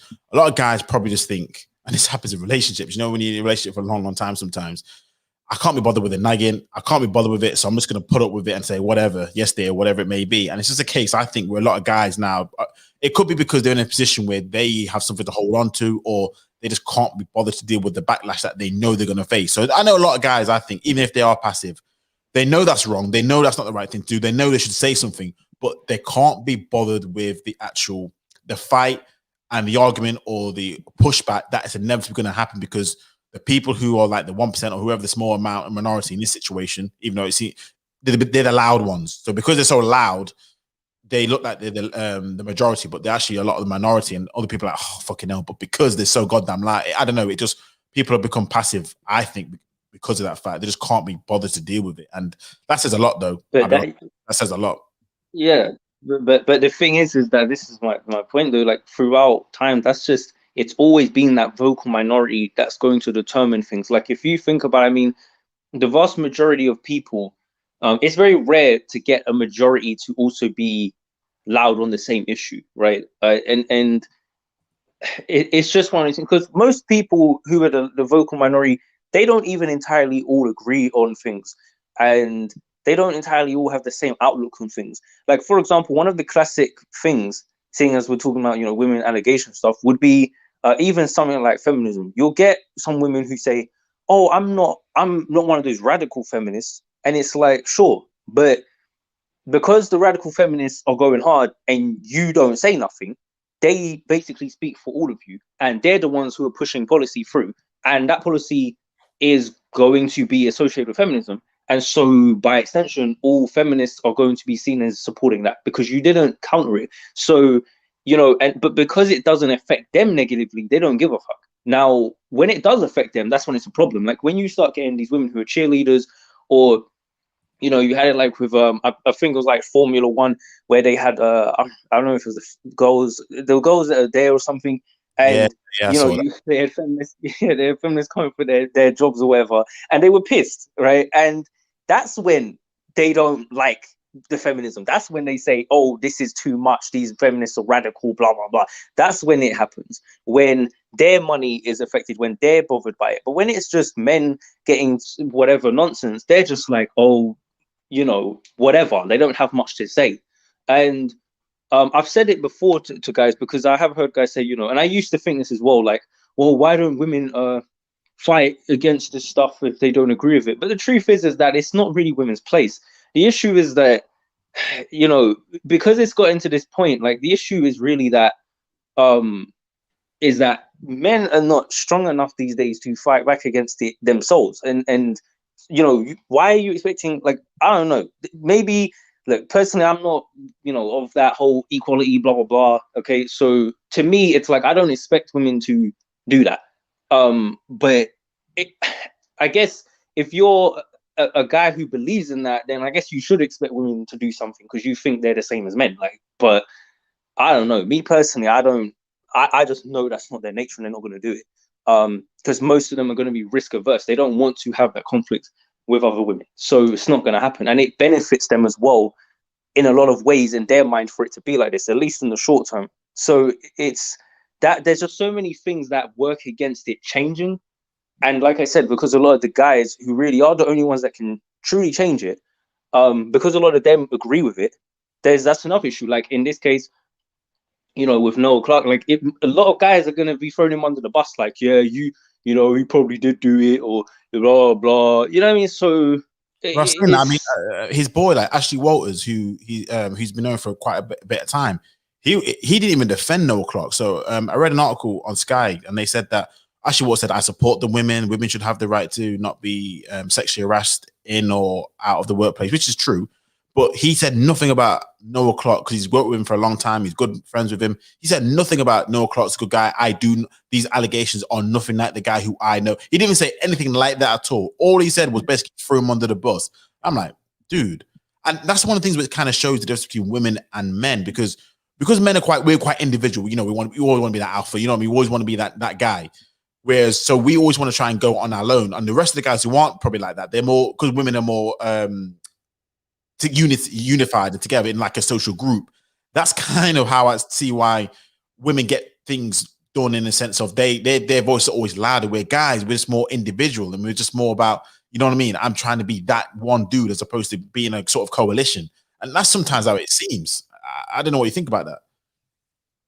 Yeah, I mean, there is also the thing as well, though, that women have a sort of a sense of security. Like, I don't know how to describe this exactly. The only thing I can, like, I try to not use analogies that are too out there, but like I can't think of something. But it just reminds me of, like, if you do something and you kind of know you can get away with it, like you have a certain level of confidence about it than you would have otherwise. Like if what do they call it? If you've got like a kind of like a safety net, right? Okay. Yeah. And I think most women kind of understand on some level that, despite what they say, I think a lot of them understand on some level subconsciously that men will more or less simp out for them and protect them if needed. So there's a kind of understanding that, well, if I get into a certain situation, a man's going to protect me, or a man should protect me at least, even if they can't. Like, so they have that expectation that men will look after them. As a man, you don't have that belief that another man's going to necessarily defend you unless he's your friend.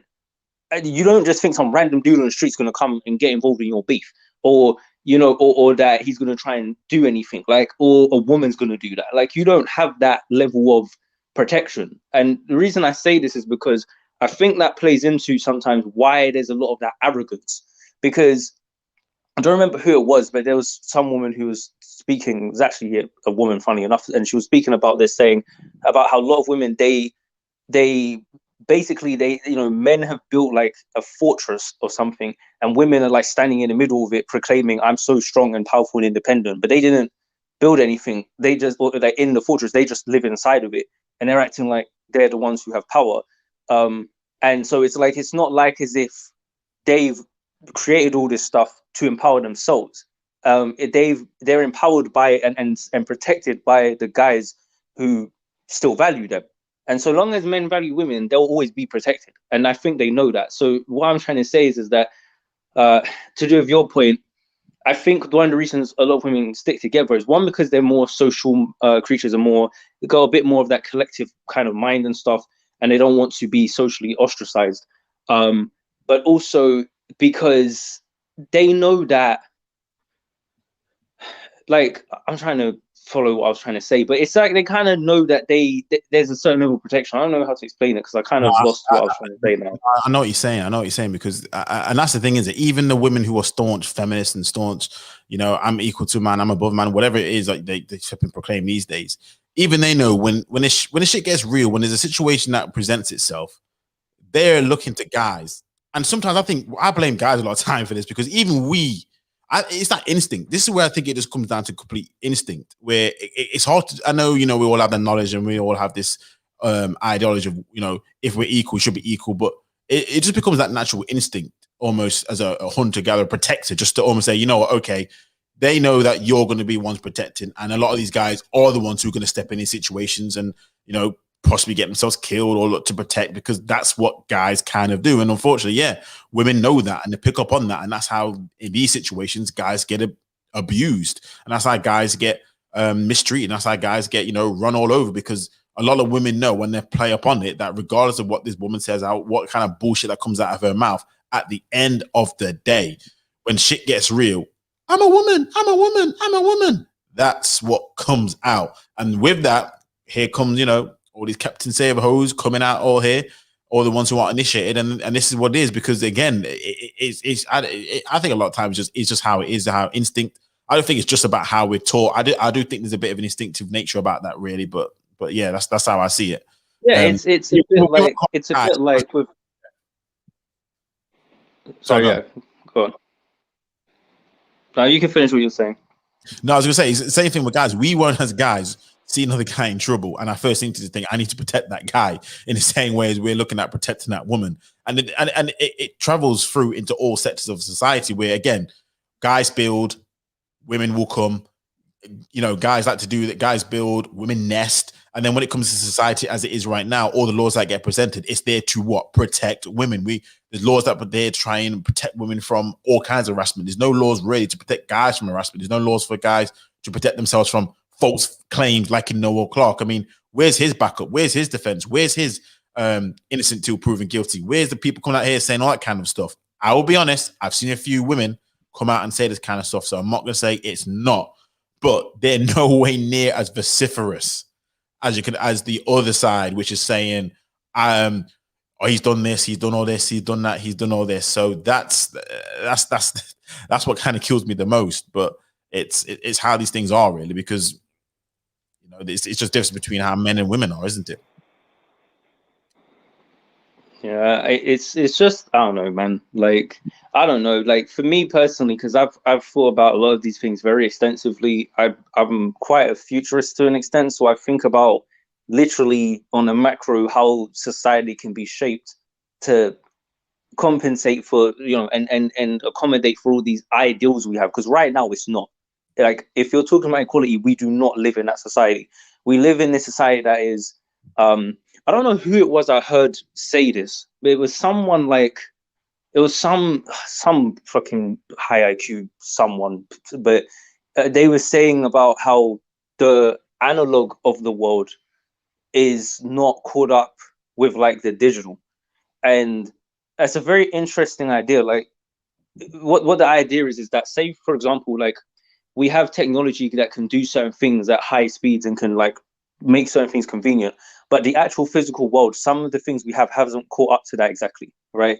And I feel as though in a lot of ways, a lot of biologists and stuff say the same type of thing about humans. Like, we have an evolutionary biological kind of mentality and instinct, and modern society has evolved so quickly, and our biology hasn't caught up with that. So right now we shouldn't be, for example, like social media, all these stimuli and all of this, dopamine hits, all that kind of stuff is not natural. Like, we shouldn't be getting exposed to that amount, in both sides, both the positive hits and getting stressed out. It's not good either way, and that's why stress is like the main thing killing people these days. Because you shouldn't be getting stressed as much as people do. They work these 9 to 5s, that's stressing them out. They go out and drink, smoke, and get anxious about the Monday. I mean, it's literally common part of Western culture to be anxious about a Monday morning. That's fucking crazy. I mean, I'm not gonna lie, I remember that as well. Like, especially when I was in school, I used to fucking hate Monday as well. But That's true. it's just messed up, like that we live like that. Like, it's crazy, man. Like, and so many of these things are considered normal. Like, one of the sayings I hate is when someone says a honest day's work. I hate that fucking saying so much, because it pisses me off to no end, because it's like, the people who say it hate what they do most of the time. And it's like, what they're actually saying is, if you don't hate what you do the way I do, then you're not really working. And it's like, that's how messed up your mentality is that if you're not basically killing yourself slowly by working, then you're not working. Like, what? It's messed up. And you see, when you go to some other of these other countries and cultures where things are a little slower, maybe not as developed, there's this different mentality. There's this show that was on Netflix. I didn't watch it, but some girl showed it to me quickly. I think it's called Emily in Paris or something. I didn't watch that shit, but she put it on, and there was just one scene that I kind of thought was interesting, and it was of these because the woman goes to Paris and she's American, and when she's there, like, the people who she's working with, these French people, they say to her like, oh, you what was it they say, like, you live to work, whereas here we work to live. Yeah. Right. And I was thinking, damn. That's like, because that's the thing. Like, she was saying, like, I love working and all this, and I was thinking, is that a bad thing that she likes working? I mean, it's not bad, but because if she genuinely enjoys that and finds it fulfilling, good. Like, but I get where they're coming from. Like, culturally, it's just not as healthy. It just isn't. And I feel like we have a lot of things in our modern society that ain't healthy and don't add up, but we've got these social pressures to do it, even though our biology can't keep up with it. And that's even relating to what you just said about feeling that instinct to protect a woman or something. But it's like modern society is at the same time trying to tell us women don't need men and they don't need your help and they can do what they want by themselves. But it's like, which one is it? It's just very confusing. No, I hear you, and I definitely heard that analogy before, where it's almost as if I think it's the hardware is not caught up with the software. So software-wise, we continue to improve social media, all the kind of other stimuli, and then our hardware, our physical bodies, we don't know how to deal with this, this intense stimuli. We don't know how to deal with all the software improvements that have taken at such a fast pace. Because even now, I'm thinking to myself, my concentration skills have diminished hell of a lot nowadays. It's crazy. Where I'm trying to read this information and my concentration's gone. I can't keep my attention. I'm like, I really have to sometimes switch off a little bit so I can gain back my focus and gain back my sort of, I suppose, get back to how I used to be able to sort of read information. But now it's just gone crazy because, again, it's just our physical bodies haven't caught up to be able to handle what we've been seeing. And it plays through in all kinds of life, especially now when you've got the dopamine of attention when it comes to social media, and when you go back to women have all this attention. It's just not healthy, and all these kind of things take place. So it's just like one wrong move on this, and it's just like all these things. It just builds up, and then again, in the case of going back to Noel Clarke, it's just it creates a massive storm, and we just can't handle these things, and we don't been doing things properly because, again, I think there's something physically wrong with a lot of us because of social media. So that's how I see a lot of things, but it's just mad. It's just mad. And I don't see it stopping anytime soon. That's the worst thing. I see it's going to just ramp up, especially allegations and things of that nature. I just think everything's just causing all this chaos to take place, and it's just either it needs to be a great reset of some sort, whatever that looks like, or it's just going to get worse and worse. Because kind of going off topic a little bit, but in the sporting world, they've decided to have a social media blackout. Funny enough, they've got a social media blackout from yesterday until I want to say next week Tuesday. But I'm just like, it's just crazy. But that's what I need. That's what I think we need, a blackout. Things to get back to normal. Well, hold on. So, what triggered that? Because I'm not really into sports. So, what triggered the blackout? It's triggered it from online bullying, abuse, racism, all that kind of other stuff. That's what's triggered the blackout, and they want social media companies to put a handle on it. So that's what it is. And so they decided to go on a blackout to try and force social media companies to do something about it. So that's what's caused the blackout. That's interesting. That's interesting. I mean, what is it? So what, they want social media companies to what, like clamp down on the bullying, or? Yep. I'm assuming if there's any sort of certain words, certain phrases, anonymous accounts, troll accounts. I've heard situations where they're going to try and ask people to get, if you have an account, maybe get it verified in some way in terms of either some sort of, I don't know, national insurance number or passport, something like that. So they're going to try and regulate it so they can, I know they can try and trace it from the IP level, but I think they really want to try and clamp down on all this kind of stuff. As to how they'll do it, they just want the social media companies to figure it out. That's what it seems like, but that's what they're doing it because of. Okay, that's interesting, because I mean, obviously, like, to an extent that could be perceived as like censorship and stuff, and I don't know, I think it's interesting, at least just in terms of like that, you know, again, this is what happens when the collective decides, oh, we're going to do something. It's like, well, it might potentially actually make a dent, especially if it's something that has a lot of money in it, like what happens with sports. So I mean, you know, those are the types of things that can sometimes actually affect things, but it's just a question of whether it's better or not, because a lot of the things that happen, they don't immediately have the effects we think they'll have. It's more, you have to think about 10, 20, 30 years how that stuff tends to play out, you know. And I guess sometimes it's some people don't care. Me personally, seeing as I'll probably still be around in about 20, 30 years, I hope, you know, and I won't be that old. I kind of just think, boy, I don't really want to live in a shitty world, to be honest.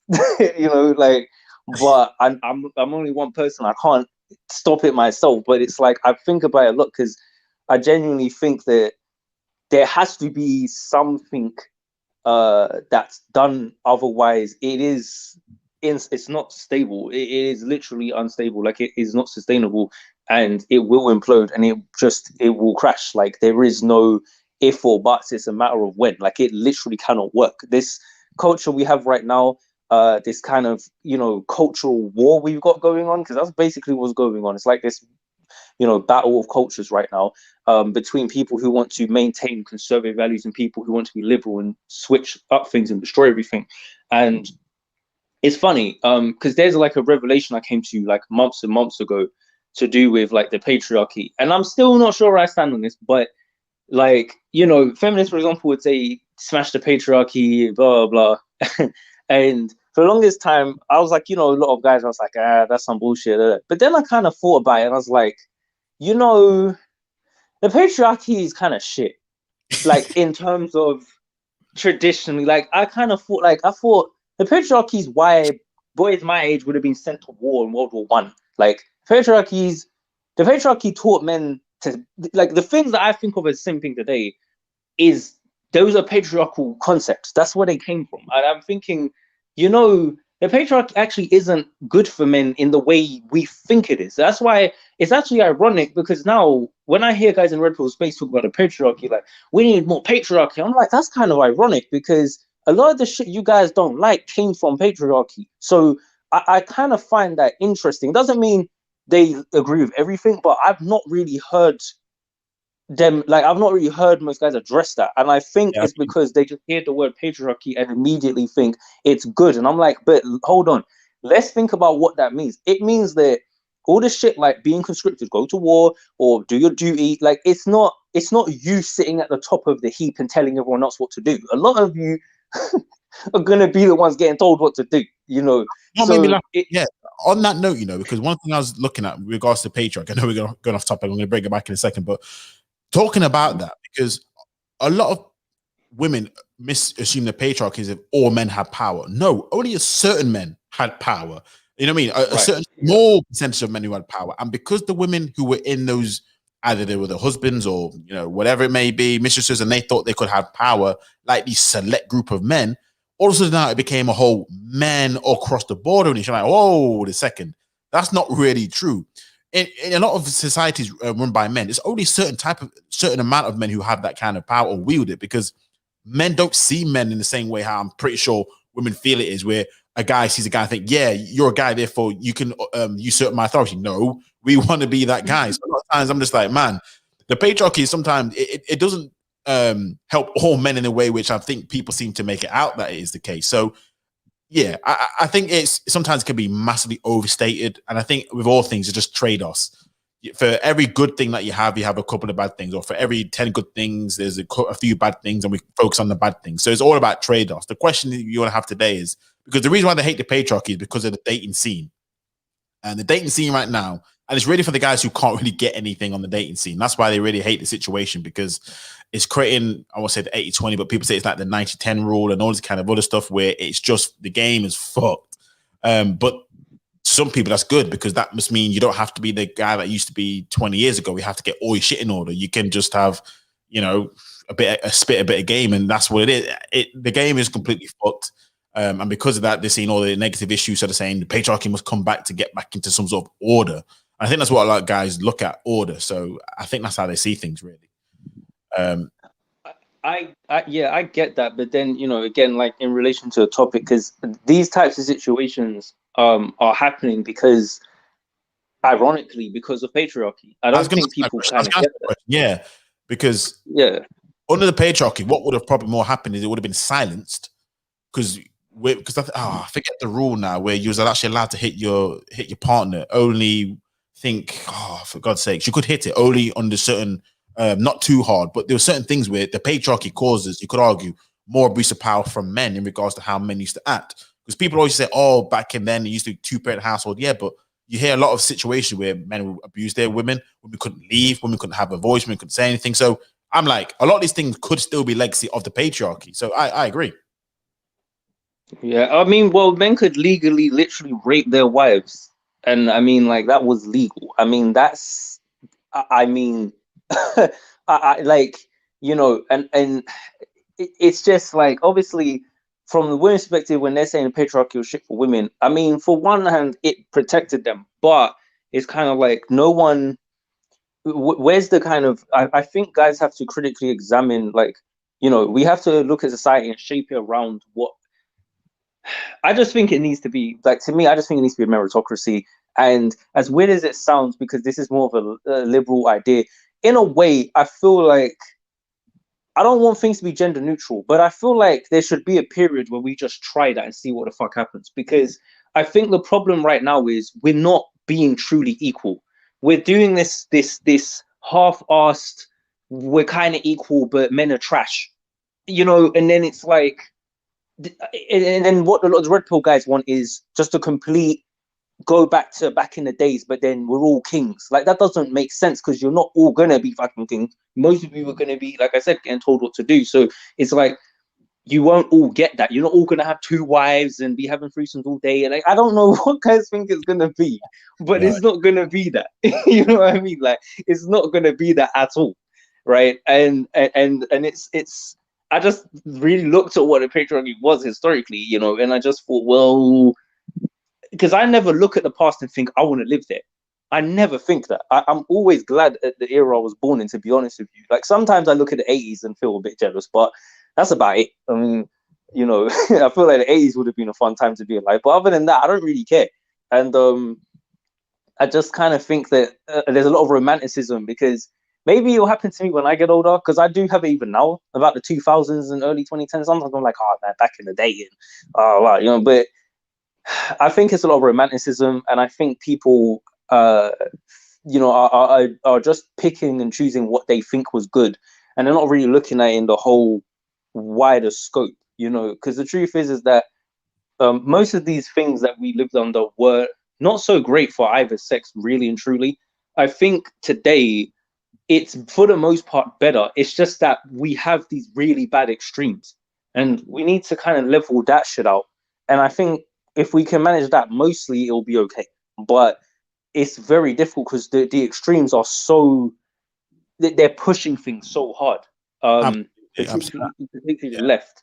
And to answer that, because I think with most things in life, you're right, because things are going pushed way to the left. I want to say there's going to be that balancing that now that's going to take place. It's just I want it to hurry up and take place, because right now there's not really equality either. It's just one-sided way of equality. Again, with the Noel Clarke situation, it's a case of if everything's fair and equal, then it will go through the proper channels, go through the police, and then his side has to be heard in equal proportion to the sides of the women have also said. So if it's really equal and everyone wants to be treated fairly, I'm all for that.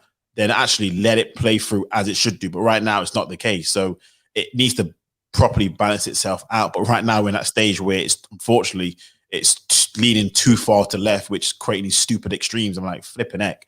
There seems to be no common sense that needs to be applied here, but sometimes it's just we need to sort of feel it out. It seems like to me, and society just takes a bit too long to catch up in my mind, but it is what it is. So salute to the chat. KB, how's it going? Fiona, how's it going? I just wanted to sort of this conversation has been talking about Noel Clarke. For all those who have joined late, we're talking about his allegations that he's been exposed as a sexual predator, an abuser, a bully. As I've stated live in the stream at the start and throughout, and I'll constantly say it, my position and our position at the moment is he's innocent to proven guilty. Until hard evidence has been found, that's exactly how I stand with it. But let's just say at the moment he's completely fucked right now. So it is something right there. Now, I wanted to bring this too, actually, because Fiona left a comment which I was gonna kind of leave it there, but I thought, fuck it, let's mix this shit up. So Noel Clarke's abusers all seem to be of the same hue, Fiona. And to answer your question, they all seem to be white. So, is there a bit of this racist white Karens? They're abusing the, you know what I mean? They're snitching on black guys here, because so far, I just want to say this, so far, based on the article I've read, based on the women who have come forward, they've all seemed to be white women. And that could be because Noel Clarke only fucks with white women. I don't know. Could be. He's white. But for all you, I suppose, SYSBM and all you guys that talk about leaving the community and all this kind of other stuff, my question is this a type of fuckery that you're going to get when you mess with white women? That seems to be the case, because I was having a spirited conversation with another person on another panel about this situation and how they seem to be on the impression that white women treat them better and all this kind of other stuff. And I was like, okay. But I'm just like, fair enough. But from what you can see from this case, from Noel Clarke, it looks as if that may not be the case. What do you think? I just think women are women.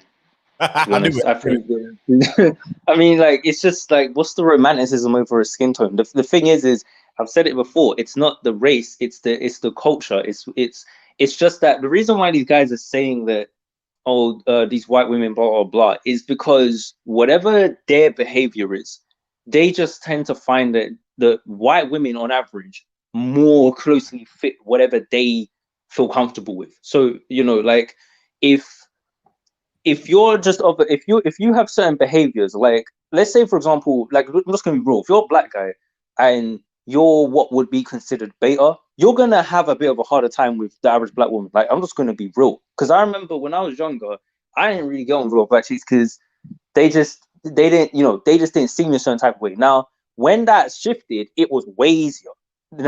So it was like, when we could kind of relate more, we didn't have this barrier where it became more of a problem.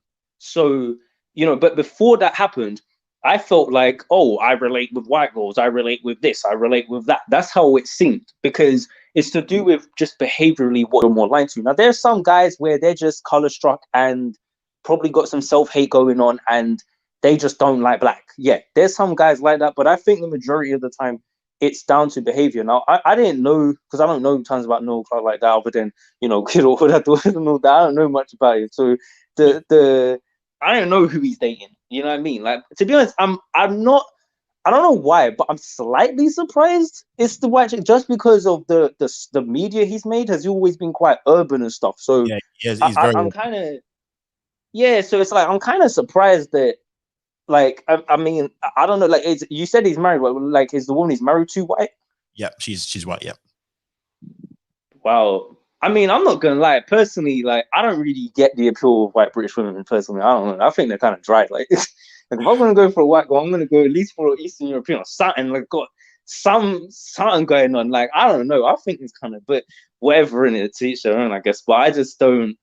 This is it. But one thing I wanted to say, because I hear a lot of guys have your viewpoint about, at the end of the day, women are women. But and one of the things I wanted to, again, on the other panel, I had having a spirited debate about is trying to bring out, but kind of got curtailed, is that don't you see a little bit of the fuckery? We all see fuckery to be different in different races of women when it comes to black women and white women. And one of the things I wanted to say was, don't you see the fuckery in white women does maybe have a little bit of racial undertones, which leads to these kind of stuff? Because so far, I have not seen yet, correct me if I'm wrong, black women, I think other than R. Kelly then, I've not really seen black women take down a guy like white women have taken down a black guy before. I've not seen that. It could be because you could argue white women have more power because, again, maybe they did hijack the Me Too movement. So, Fiona, you are right. It was started by a black woman. But when white women get involved in something like that, the fuckery is different. And my question is there a bit of racial undertones that is seen or what that you feel may happen because of that fact? I mean, if that is I mean, maybe, but I mean, it's like, but they're not just canceling black guys; they're canceling white guys at a higher rate, and they're demonizing white men specifically. They specifically sit there and talk shit about white men. If they bring any racial element into it, it's specifically against their own men. They say white men this, white man that, white man. It's actually quite weird. And Actually, I've again, not heard white women say white man. I've heard men. I've heard this thing about white people. When I hear them say men or women, I've never hear, especially in these spaces, I never hear them say white boys or white girls. I never hear that. I only hear that from other like black people. They say it all the time, but I've never heard that from. I've not, at least. What, you've not heard white women demonize white men? No. What they will say is men. So they won't just say white men. They'll say men. No, you need to look at those. You need to look at a lot of these white liberal women. They specifically say white man. And that is literally one of them. It's not hard to find it. It's so common. You will find it very quickly. Like they will specifically demonize. And now I'm not saying that they don't have another thing with black guys, because I definitely think that there is something there as well.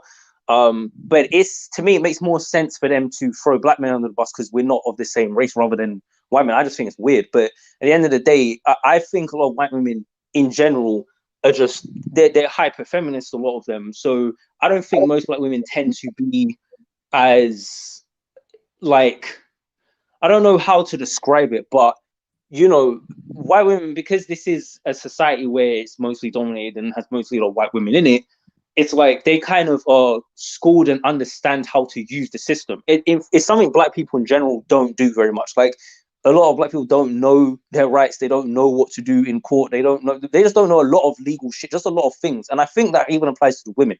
I just think a lot of the women just don't think in those terms a lot of the time. Because one thing they do have no issue doing is doing things like calling police or things like that, or it's just, I just think though there is a different culture where the women may not feel like as quick to do all of that. But then conversely, you could say the same thing about like ghetto stuff, like about black girls who set up guys or whatever, and how white girls don't do that as much. It's just, to me, it's mostly cultural things. Like it's mostly to do with what is more of the norm to do in one culture than the other.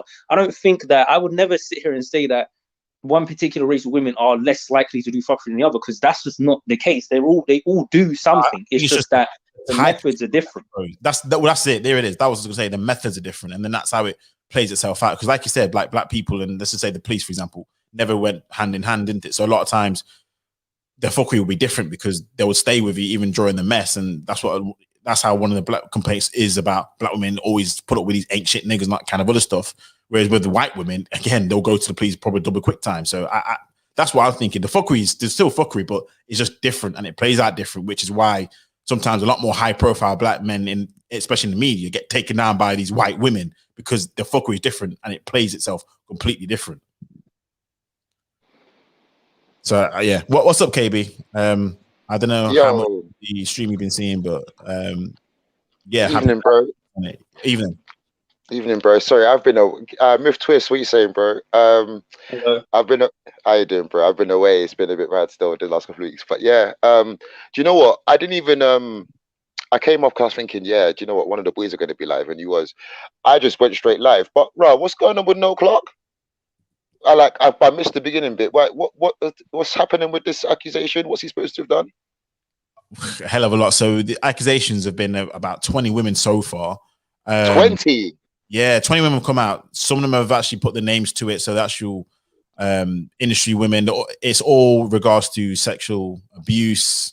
What R. Kelly level, like that type of shit, or like are we talking like rage? But I suppose it's a case of saying to women, using this power as being a producer and director, say, I got you this job, you do for me.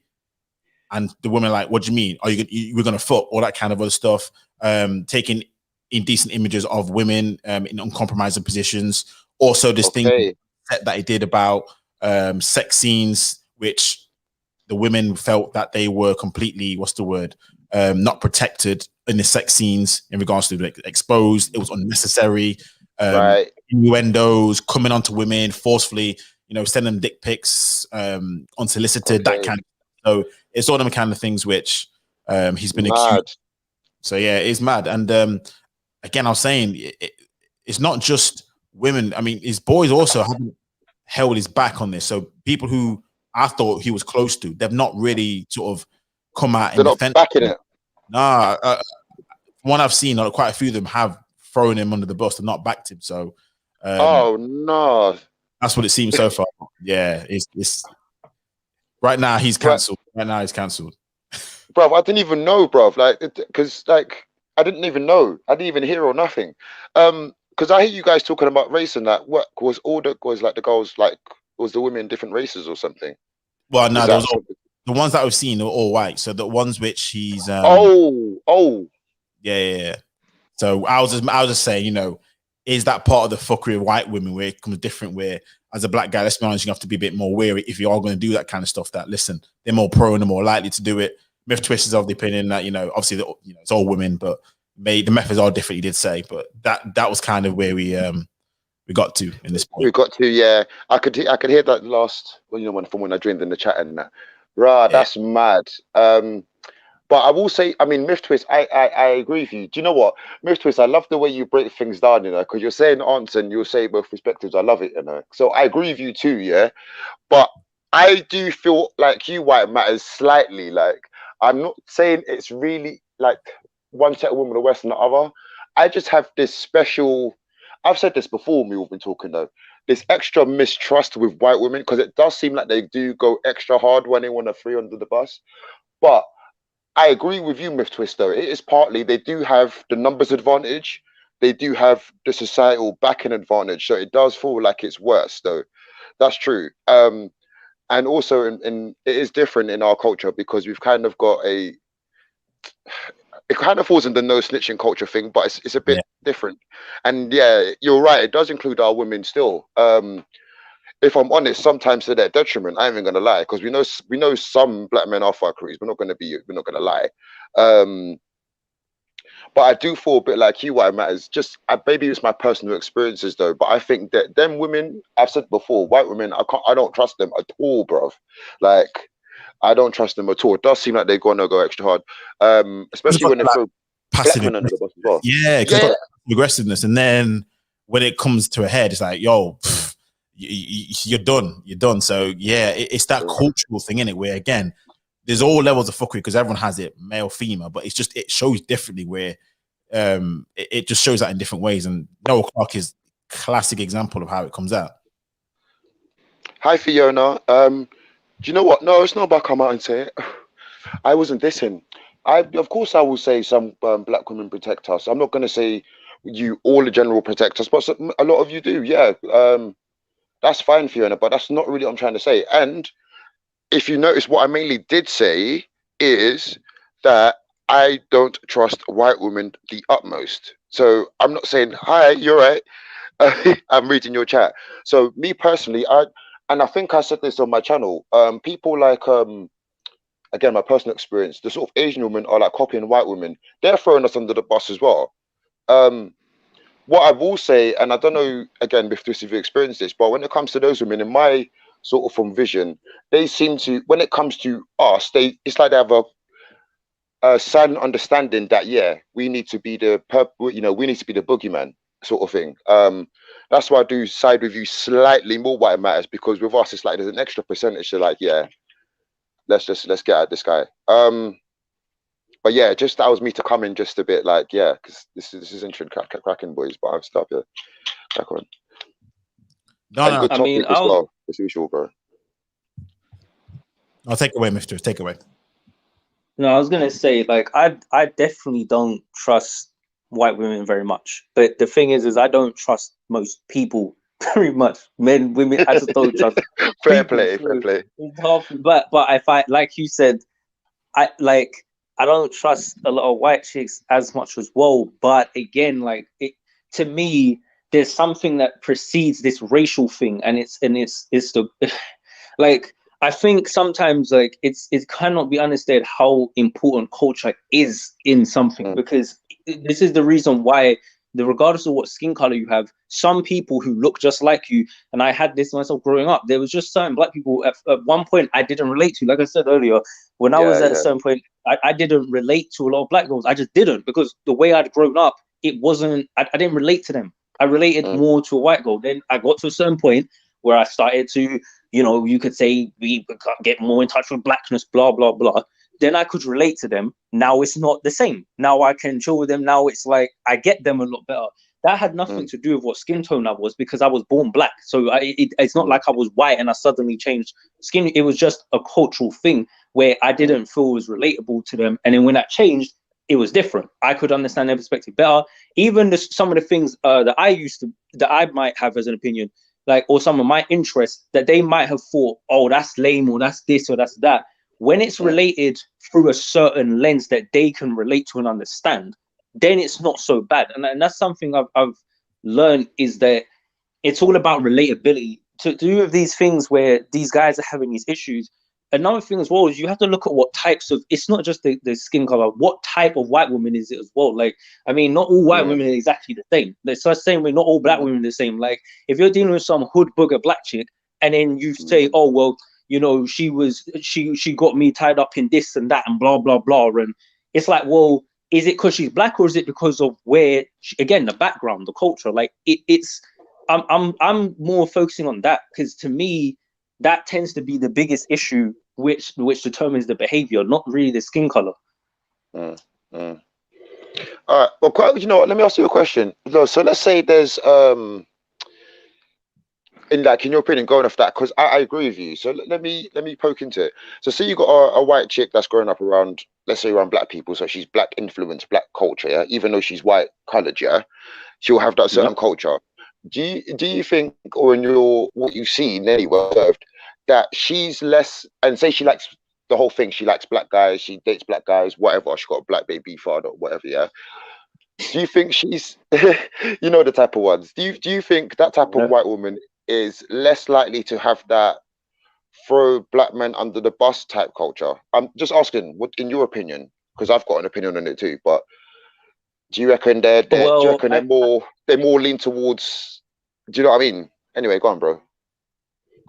Well, I mean, compared to what? Like, just because the white women that aren't really, I'd say, around us day to day sort of thing, the ones that see us a bit different. Do you know what I mean? The ones that haven't. Yep, 100%. Because the thing is that if they're around black people and that's what they know and that's what they're comfortable with, again, they're going to take on some of those mentalities and some of those behaviors, and they're not going to do certain types of things as much, as opposed to a white woman where you're an outsider to what she's used to. So it's easy for her to discard you because you're not even part of her reality like that. Like, if there's some black guy who's come in and she don't usually deal with that, it's nothing to get rid of you because you're not even part of the social fabric she's used to. You're not supposed to even be there for whatever reason. Maybe you're the rough on the side or whatever, but you ain't meant to be there anyway. Whereas a woman who grows up in that environment and that's what she's built her social circle and value around, she's gonna be not gonna dash you under the bus, because that's, I mean, like you just said, that's what she's used to. Okay, she dashes you on the bus, but what's she gonna replace you with? What, another black guy? The other type of white woman, she'll throw you on the bus and go straight back to her people. So so she's got more incentive and more reason to do it. But it's not to say it couldn't happen, but it's just that it's not as likely. And again, the one who grows up around the black stuff and all that, she's not as likely to be as well versed in those types of things, or to even think like that, you know. So because at the end of the day, a lot of black guys, for whatever reason, I mean, a lot of black guys at the end of the day, because I'm still, as someone who's part of the younger generation as well, where they keep saying Gen Z is dating out, Gen Z is dating out. It's kind of interesting to me to see how high it is.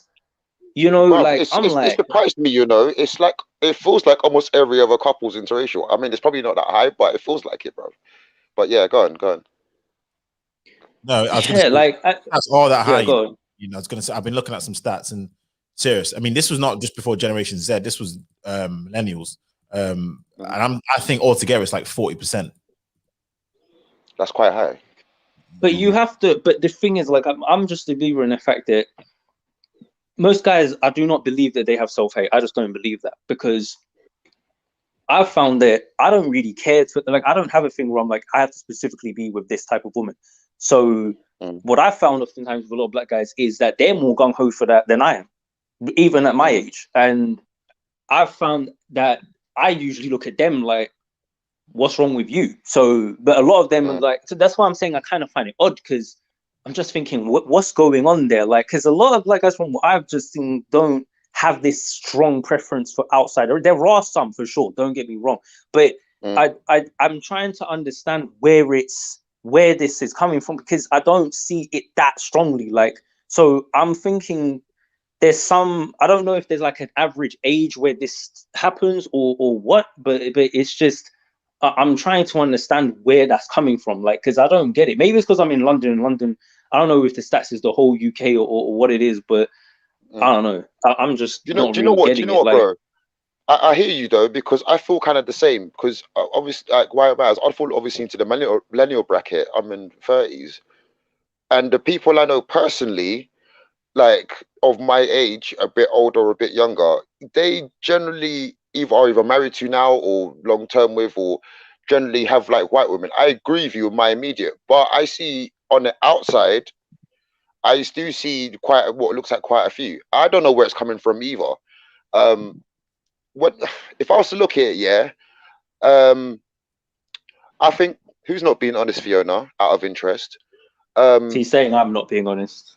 You? Why? Yeah, because I'm saying that I don't understand how the statistic. Basically, I'm saying I'm not, like, the people I know, like, they're not really about that. I mean, how she would know I'm lying about that, I don't know. But obviously, she's omniscient and knows everything at all times, I guess. Okay. Let me carry on. Yeah, bruv. Yeah, in my immediate circle, I don't really see it, but on the outside, I do see it a lot. But I don't know. But I'm glad you guys brought the generation thing up, because it does look at least like it's a Gen Z thing. But I don't know. To be honest, when even the ones that are my age, the thing I will say is, when I've kind of had conversations with these black guys, you know, the ones that specifically, like, you know, just white girls, you know, they you know, the certain type, they really go hard for it. What actually confuses me, yeah, and I don't know if you lot can help, if you guys know any clarity, but when these guys like white women, they really like white women. Like, what I'm saying is, they trust them extra hard and everything. It's a bit mad, like, so get me. I don't know where these. To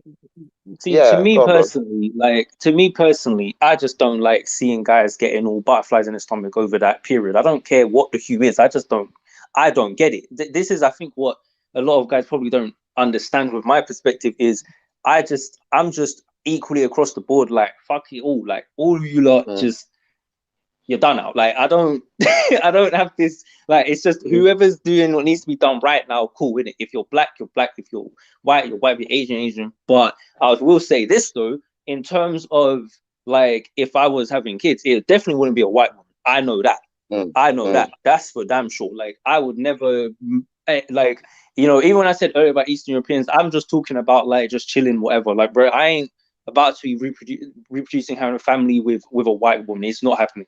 Because I don't hate them. and I'm not saying other guys shouldn't, whatever, but it's just like, I just don't. This is what I'm saying. That's a step too far for me personally, bro. That's a step too far for me, bro. I agree. It just is, bro. Well, no, You're but crossing a line, bro. You can't go back, bro. For me in particular, it's odd to say that, because when I was younger, and when I was in primary school and stuff, white girls and stuff, that was all I really knew, because like I said, that's all I was exposed to, and so culturally, that's just what I related to. And so when I got older, it took me until I got to college when I was 16 for me to really see a black girl that I thought, wow, I find her really attractive. It took me a while to get to that point. So once I did, I had a different outlook. I started to appreciate different types of beauty. Like, I started to appreciate Afrocentric features. I didn't need a black girl to look like, have those kind of like, and I'm a black guy where I don't have very strong Afrocentric features. So even if I went a black woman who looked like that, I don't think most people would have a problem with that, because they're like, well, boy, you're like that, so whatever, innit? I hear it. So, but it's just one of those things where I started thinking, I'm like, I don't like how a lot of white chicks, because I do trust them a little less personally, but Me too. I'm just really strongly of the opinion that I don't like it when people try and tell guys, particularly black guys, who they can and can't. I really just don't like it when they try and tell them who they can and can't be with. But again, I do see, like, it's hard because I see all the sides. I do see the black guys who go hard, like, for white women, and they just sound pathetic. Me too. I do and see you know that. what, bro? The people I know, and you know sorry, what? guys, just a quick interjection. I've just got someone on the screen. I don't know if you can see it, but I've just, in terms of the stats, I've just got the age range groups of interracial relations, and this was done in 2011. So millennials would have been between 16 to 24. Now, if you look, I don't know if you can see it on screen. I don't know how you guys are coming on the stream, but if you look at it, when it comes to the black side, you look at, like, it's got between African and Caribbeans, but the 16-24 age, for Caribbeans, it's what, 65%. And that's what I'm saying. That was 10 years ago. So imagine what's happening now. If black African at the time was 30%, I guarantee that probably increased if you look at the same age range and probably even younger. So, bruh, it's not looking pretty. It's looking peak, bro. I'm not even gonna lie to you. It's actually looking a bit peak. So hold on. So that's 30% of them what are dating out. Is that what it's saying? Right. So this is saying how many percentage is dating out in a inter-ethnic, interracial. Is that just dating out, or is that like an actual building a family type thing, like marriage, kids? Is it just based on dating? Just out of interest. Dating. Yeah, you're right. Dating. Okay. So you say if it's married or not, it's just dating. So it could be whatever. But yeah, but still high. And again, I imagine once the new census comes out, which should be soon, it's going to show even higher, especially with all these red pill space and stuff. So, but generally speaking, younger generations will always seem to do that because it's, I don't know, it may be more modernized. It could be other issues attached to it, as opposed to olders. If you look at the stats, they seem less inclined to do so because of generational and stereotypes, whatever it may be. So, yeah, I thought I'd leave it with that. Nah, that's mad, bro. Sorry, you know what you're saying with Twist. Like, see the way your situation's been. See, I would prefer to hear that sort of story, yeah, because end of the day, look, yours initially, yeah, like if you were someone who liked white women still now, you would be one of those people. I would like. I don't want to say give a blight to, but I would be like, I understand it a bit more because you had that around you in it. But once you got around, sort of, was exposed more to black culture, you embraced it, yeah, which is a very open-minded point of view. You didn't really have to take that point of view, and if you had stuck with, being attracted to white women in your later years, to be honest, bro, I wouldn't even have been that surprised and or blamed you that much. The joke thing is, yeah, like with a lot of the black men I've either been around, and it's not most actually, I think I said this before, most black men I know either like or either want black women, got black women, whatever. Not to say they've not did their 12 or anywhere else, but those that I've been around, heard from, spoken to, acquaintances, whatever, that like either like or gone with white women or whatever, see what pisses me off with them type of men, yeah, is that they're from a black background. They've been around black chicks the whole time. Do you know what I mean? And it's almost been like a deliberate jump you know, for example, like when I asked, was on the panel before, and I asked Marathon Man if going to like white women was a conscious decision. I asked him that because it feels like some men, they consciously go over there, and being from the black community, it's like, it's in a lot of cases, especially from like the hood or something, and certain ends where we've always had this sort of underlying issue with white society in general. For me, that jump is a massive betrayal, blood, in general, because it's like, bruv, you know what they're like, blood. Like, you know firsthand, like, as I say, I'm not an interracial advocate, but with some men I understand still, because some men had a raw deal with black women when they grew up. I get that, but yeah, bruv, I'm sorry. That one extra is, yeah, it makes me extra mad, bruv. And I'm starting to lose sympathy for the brothers as well when shit happens, bruv. Like, yeah, well, like this. I mean, and this is where the whole bruv, different fuckery comes into place. And I think to answer your question, KB, as to why sometimes certain black guys cape for white women, or the reason why you see it that way, it could be because you're right. They may have had a hard time with black women because they're more forceful, aggressive, and all that kind of other stuff. Whereas they see white women maybe as, again, I'm stereotyping just all the time, but generally they may be just a bit more agreeable. So they're easy to get along with, all this kind of other stuff, even though you have the other side of it, which is once you fuck up, I'm gonna let you know you're a nigga. You know what I mean? So I mean, and it comes out. So it's one of those trade-offs where a lot of black guys, I think, they see the upfront situation where it seems to be more agreeable situation, the less aggressive, again, stereotyping, I know, but the less aggressive, less combative. This is better acting to me. They're better acting. Yeah. White women are the best actors, straight, bro. They're the best actors. You would think butter wouldn't melt. Anyway, carry on, bro. Sorry. No. That is it. That is it. And because of that fact, a lot of black guys probably just maybe deceive themselves, or it's just a trade-off. Everything's a trade-off. It's just they are happy to put up with it because they just don't want just want peace in the Middle East. So sometimes I see both sides, to be fair. I mean, a lot of this, though, the thing is because one thing you said, KB, was about me embracing black culture, and the truth is I don't really like most of black culture as it currently is, in the sense that I think most of it's just dysfunctional and it needs to be sorted out. Like, but the thing is there's parts of it that I look at and I think that's not the worst thing. Maybe that's just how just different ways people do things. I'm like, maybe that's just how black people do certain things, but there needs to be a more productive way. For example, one thing I've said to people, I've never really heard anyone say this before, but most of the time when I hear people say they don't like black culture, they talk about the ratchetness, right? Now, I agree, but then the thing I say is, it's not that the ratchetness in and of itself needs to go like that. It's that it needs to be something that we profit off of then. Like, it can't be just, because what bothers me is where the Asian man come in, the Asian man comes in and he profits from the dysfunction. You know, the white man comes in, he profits from the dysfunction. It's not that the dysfunction is going to be there, but why don't we, like, do you know what I mean? Like, you should be profiting from control that. Chaos. You know, yeah, like, because the thing is every society, every race, look, they all have the people there that just are going to do the dumb shit and they're never going to change. But what they make sure is that those people still do what they need to do to pay, like, you know, to keep basically, like, you know, how they're do I still explain? within Like, they're they're still within their fences. Yeah, I get it.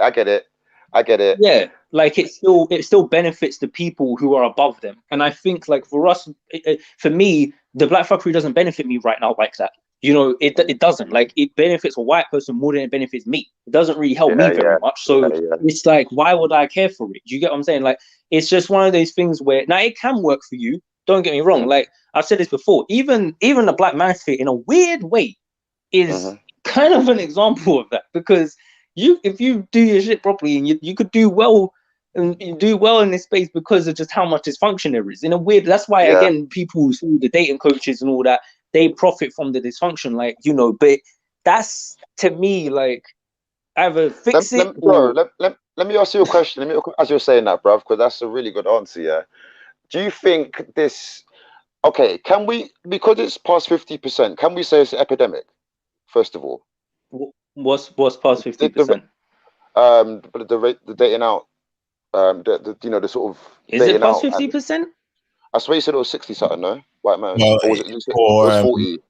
For the 16 to 25-year-olds, so millennials now, it was 65%. Black Africans was like 30%. and then the black other, it was like 70%. So altogether, it's like 50%, depending on what it is, but it is high.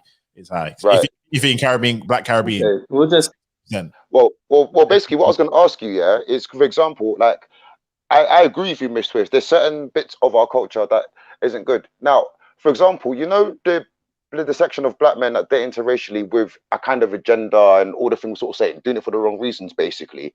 Would you guys say that's also part of the fuckery? Because we're talking about, we just said the black community's got certain bits of fuckery. Is that now a branch of our fuckery now? We created a new one now as well. There's just a new sort of, like, it's like we've brought this thing into our culture now. Because to me, with interracial dating, yeah, okay, for example, let's say the section of white women that interracially date and they say a lot and stuff. They still, to me, even the part of white culture that, you know, the liberal part or whatever that doesn't mind those white women, it's like they still, if white society was a whole country, those people will still be in a small little closed off town, just like you're sort of saying white matters. It's just like, and with Twist, they still control the bubble. When it comes into us, it's like, bruv, it's just all over the place. So basically, what I'm asking is like, is that whole dating out thing and the reasons why, would you guys count that as part of the fuckery as well? Just another thing of the black community that's not helping. Like the whole white women are beautiful, agreeable, and all that type of shit. Would you not count that as the fuckery, in part of the fuckery as well? As a question.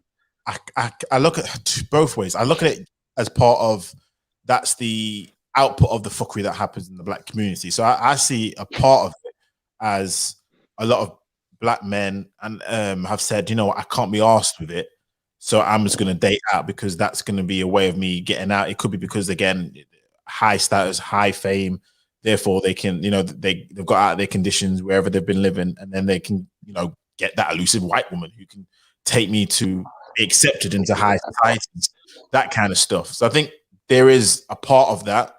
There's a part of it also where I've seen where it is what it, you know, it's not about a white woman, it's just as another woman I get along with. And there's a part of it where it, I suppose, to the first point I made, it can come across as self-hate, and those kind of things. Just because of some of the things, comments I've heard, I'm like, okay, yeah, that's something completely different than you just like to, you know, you just like to forget about a color. You really do not like yourself. You don't like black people. You don't like black women. And this white woman is just, yeah, everything to it. So that's how I see it. What I will say is, and obviously I connect it to a black man, I know there is small, and I'll say it's small percentages, and I've met probably quite a few of these, more and more of these black men as well. And this is what helped me to sort of come around to the understanding part, because don't get me wrong, before I was much more on the, you lot are complete dickheads. Like, do you know what I mean? I wasn't even given any leg room to understand. What I think is deep for some of these interracial unions, yeah, just like you described it, you know, I don't even want to call those interracial unions. They were just two people who happened to be of different race, different culture, that actually fell for each other genuinely. And there is those stories about, unfortunately, because it's become so convoluted, it's almost like those people don't even get, that's one thing I'll say, they kind of get washed in the cycle because, you know, of appearances and because of the main people with the chat. So yeah, I see what you're saying. And I've met some of the one or two of those guys. Actually, sometimes I've seen the people get together and it's actually been just, yeah, you know, you two are cute still. Do you know what I mean? So there is one or two instances of that, yeah. But yeah, overall, I do kind of agree, bro. It's mad. If most of those instances were like that, where people just got together, yeah, and it just happens to be a different race and they feel like they can express it now, I'm not so much I would do it, but I'd back it more. But yeah, most of it isn't. And if I'm going to be honest, from a black man's point of view, yeah, and I said this like out loud, and people like certain man just got on my case. Some of these guys just get white women because white women on the whole are just easy, bro. Like I've said this before, in my opinion. Like you man just want some easy lay, basically. Like and we know they're easy. I mean, if white women aren't easy overall, which I think they are, when it comes to black men, I don't know. They just become easy. I don't know, but to be honest, some of these relationships are mainly just based on sex. I'll keep it 100. We like they're just based on sex, and yeah, it does help because I don't know, they put something in the water in the last fucking 30 years, and then some of these white women come with these other sort of body shapes and stuff. So obviously that's appealing to a lot of black men, but a lot of it's based on sex. A lot of it's a fetish. Yeah, bruv, it's mad. And do you know how I know this the fetish thing is spilling over? Yeah, because you know how I complain a lot. How okay, well, most of the chicks I've been with, if not all, have been lighter black women, and they've just been black overall, or if not mixed. But I get a lot of white women attracted to me. I moan about that.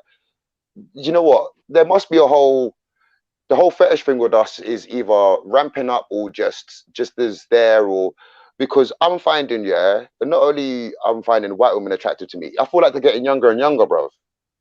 Like it's a bit mad. It's scaring me a little bit. I'm not even gonna lie to you, bro. So And I don't know what I think it's part of the culture that's overriding with a lot of grime rap cultures. I think a lot of times it's that cultural acceptance, because I think, you know, for example, Kim Kardashian and obviously how popular she is, and let's be honest, the Kardashians don't like seem to date black guys. I think a lot of it is down to the culture, how things are acceptable and how things are not acceptable but fashionable.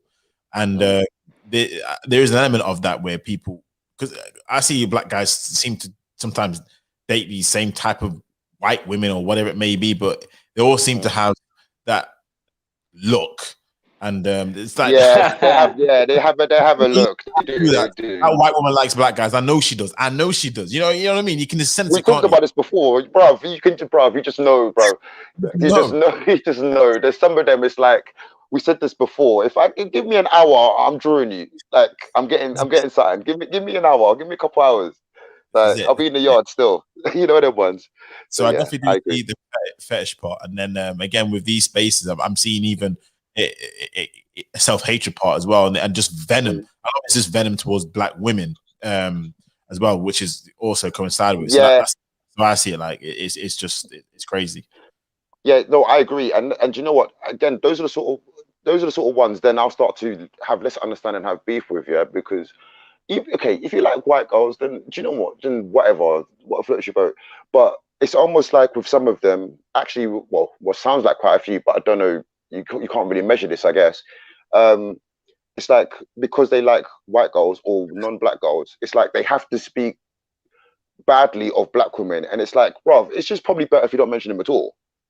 Like that's the bit that gets on my nerves, and then obviously vice versa as well. Bro, if you're gonna go and do your thing, do your thing. But you know, it's almost like in the same vein of those kind of, to me anyway, those kind of white people that when black people speak anything not pro-black but positive in terms of a black sense, they take it as being anti-white straight away, and we haven't even mentioned them at all.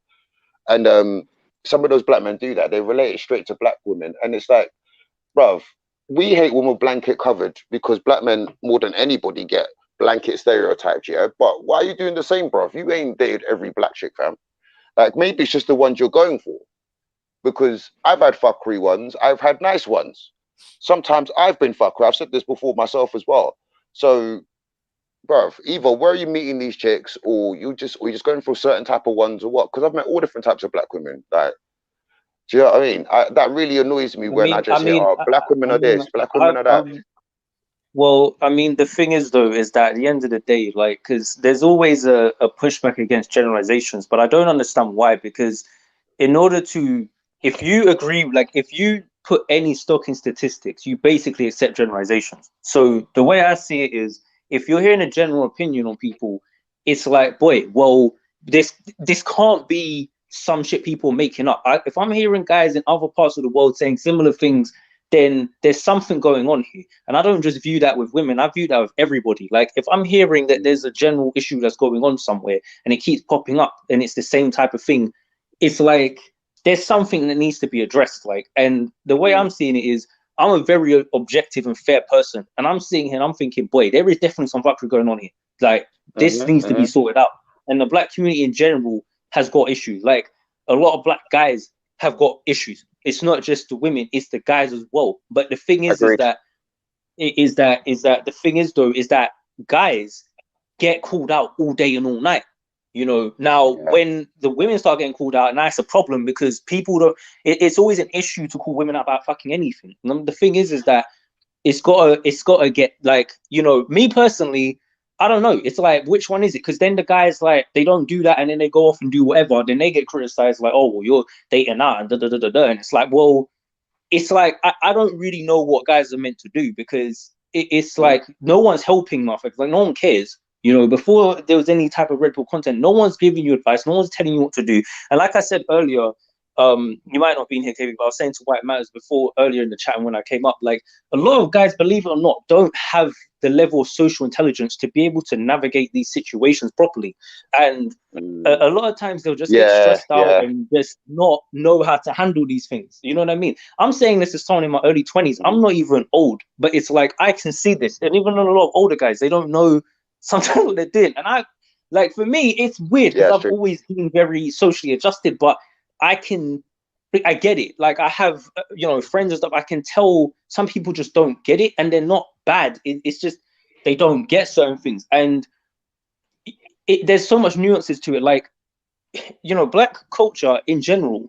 If I'm living in a white country, a white dominant society, the black culture is not going to help me get to the top in this society, generally speaking, unless I go through very specific channels. So for the most part, having some sort of adoption of white culture is going to get you further. So what I see is that when guys so what I see is that guys maybe start equating that with the woman as well, right? Like, well, if I have a white woman and blah, blah, blah, blah, you know, like I'm not saying they're being tactical, thinking, oh, if I get a white woman, I'll go. That would actually be a good fucking idea, but that's not even where it's at. Like, they're not even that smart about it. It's just. Do you know what? I'm going to do a subject about this. I'm glad you said that. So yeah, I agree with that 100. I'm going to do a stream actually about that as well. Anyway, go on, bro. Yeah, like it's one of those things where it's just in general the culture is not all that, you know what I mean? And you know, like I say, man, it's just one of those things where when you look at what is being promoted in general, there is a lot of nonsense. And you know, again, like I see guys sit here and say, "Oh, I should put just the women," and it's like there's definitely issues there. But I always, again, because I don't look at men and women as being equal, so I always look at it as well. The guys need to sort it out. Like, and I've started to notice a lot of guys really don't like that. And then I start understanding maybe why there's problems. Because if you're unwilling to take the leadership position, I can see why maybe there's the disrespecting things ain't in order because you don't want to take the responsibility. This is, you know, goes into the point I was making earlier about other things as well. Well, do you know what, bro? In reply to that, like first of all, you see with what you said earlier in your sentence, I agree because I've said this before too. I'm happy that there's certain things that I was in and around white society for 1 or 2 bits that kind of helped me socially structure when I was growing up. Certain things that in the black community weren't promoted or it's just not talked about, right? So there is 1 or 2 things, I agree. However, being and around white people, because in my uni there was more black centrified, but there was white people. I worked with white people, whatever. So I picked up certain things that have helped me along the way, definitely, that I feel like I wouldn't have learned being around mainly just black people, I should say, or later. But in amongst that also as well, and I agree with you, it's onto the men because some men do sort of falling for white women. I don't think a lot of them do it tactically. 1 or 2 of them actually I've actually known are doing it tactically, but it's very few. But most sort of fall into it. I'll come to that. I know, bro. Certain men are trying to pimp out here. You know, it's a bit mad still. Yeah, bro. But what I will say is what I did learn picking up things from white culture, is I also learned what white women were like. This is why I get confused, like when some of these black men get suckered, because, and I've heard a lot of this from white men themselves, I learned what white women were like from actual white men, me personally first. And considering how much that, I'm not saying they're perfect either, but they kind of made life easier for their women in their society. Let's just say that, And the way I see some white women treat white men, that was one of the things early that made me even not even distinguish any percent of looking at them. Like the way they can treat white men, I think most black men, I think any black man to go for them is mad, bruv. To be honest, because if you know what they're really like very good point, or what KB. they're capable of, bruv. Wait, go on, bro. Sorry. Raise a good point, because that's one of the things which I always, it never makes sense to me when black men are getting the fawn over white women, saying white women do this, white women do that. I'm like, do you know what that white guys complain about white women and what they said that they've done? I've heard some shit, bruv. Considering all the power that white women, again, I'm generalizing, have had in regards to society because of what white men have built, and they're willing to do that because white women couldn't get all the power that the white man had after dominating the world, after creating a society which, let's be honest, is relatively stress-free to some extent. And they've done all this. I'm like, oh, and you guys are meant to tell me that's better. That's a better option. I'm like, I sometimes it's so deep, this conversation and how it can go to. It's not even real, but it just amazes me how I see a lot of black guys cape for them. I'm like, bro, seriously, still to this day, again, my personal experiences, but still to this day from being young. So it could be from things like the white women I grew up around. It could have been my white female teachers. It could have been white women I've worked with. It could have been white women in general. Still the meanest, most spiteful, passive aggressive women I've been around overall has been white women, hands down. And I grew up around black people and I still live around black people. Yes, there's some fuckery black women. Yes, there's some fuckery all other women. But to me, white women are the worst, with Asians a close second. Asians a close second. But white women, to me, they're dangerous as fuck, bro. I always feel like, well, you're just one phone call away, one crocodile tears away from, bro. Some of these men are mad. I'm sorry. Like, look, if you found that white girl that gets it, that's cool. But even then, bro, I've seen situations where it looks like it's one of them where either the girl, so the woman, the female, whatever, whether it's younger or older, was around our culture, so she gets it a bit more, or she's been one of these white females not from our culture, but she quote unquote gets it, bro. I've seen it when they've had kids and everything. She will still turn around and dash him under the bus if situation arises, bro. I've seen it, bro. So, and on the top of the fact of what we're just saying in terms of what they've done, what they do with white men, bro, it's something else. Yeah, so I think these lot are kind of crazy, bro. I don't know. But then it's this is where it makes us look bad though, because it just looks like, well, mainly as long as a female looks a certain way, like I said, they'll go for a certain type of white girl, or a lot of them do, and she's giving you the nanny, then we're satisfied, because number one, we know white girls are easy, coupled with black men are meant to be the most sexual males, and they've been perceived as the most, sexualized, better looking, at least in terms of like that society and whatever, and put them two together, and then it's like these men are satisfied, like this, bruv. I don't know, bruv. This is why sometimes with black men's complaints, sometimes, I don't fully listen, because it's like, you man, about women in general, because it's like, you man don't want a relationship, you lot just want to smash.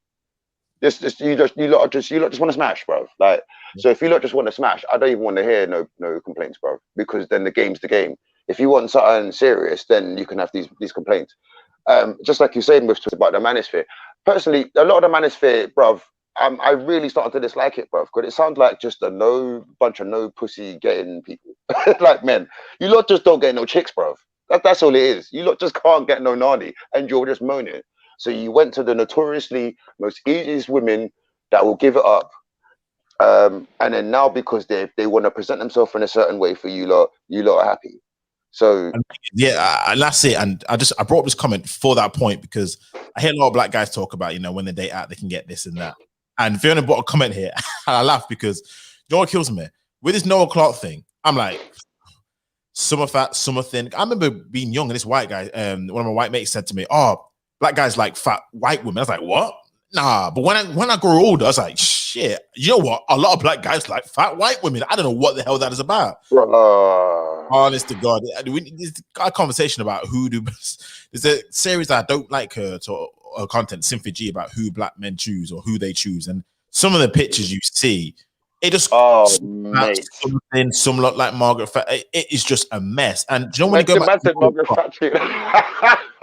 I'm going to bring this up. I hate doing this. But Noel Clarke, the women who's accused him of being a sexual predator. There's pictures of them. Is there pictures of any of them? All right, hold on. Let me share this. I say there's a couple pictures because not all of them have. Yeah. Oh, bruv. Is it peak? Hold on. Let me see this. No. No. No. What's this? So these are the women who have been accused, who have gone public in now of his sexual harassment claims. She's one of them. This, I was gonna say, no, that's who's these basic? Oh, blood. I think this is the girl who he sent dick pics to. Some other girls. I mean, I don't know. Bro, another girl as well. I mean, listen, she's all right to be fair. I give him credit for this one. You know, what I mean, she's not bad looking at all. But yeah. some of the women, I don't know. It is what it is. To just look. What is this, bruv? Well, he let me down, bruv. What's this, fam? This is it, isn't it? So, bro. Oh, gee, he let me down, bruv. I like that brother as well, you know. Oh, allow it. And the thing is, I think a lot of the time it's just because he's just, I don't know, sex crazy or whatever it is. He's just hitting anything. When guys get like that, threes become 8s to them, 4s become 9s, 5 become. Do you know what? Can I ask a question? And I think you got a couple of black women in the chat, yeah? Can I ask the black women a question? Look, be unbiased, please, if you can answer this, yeah?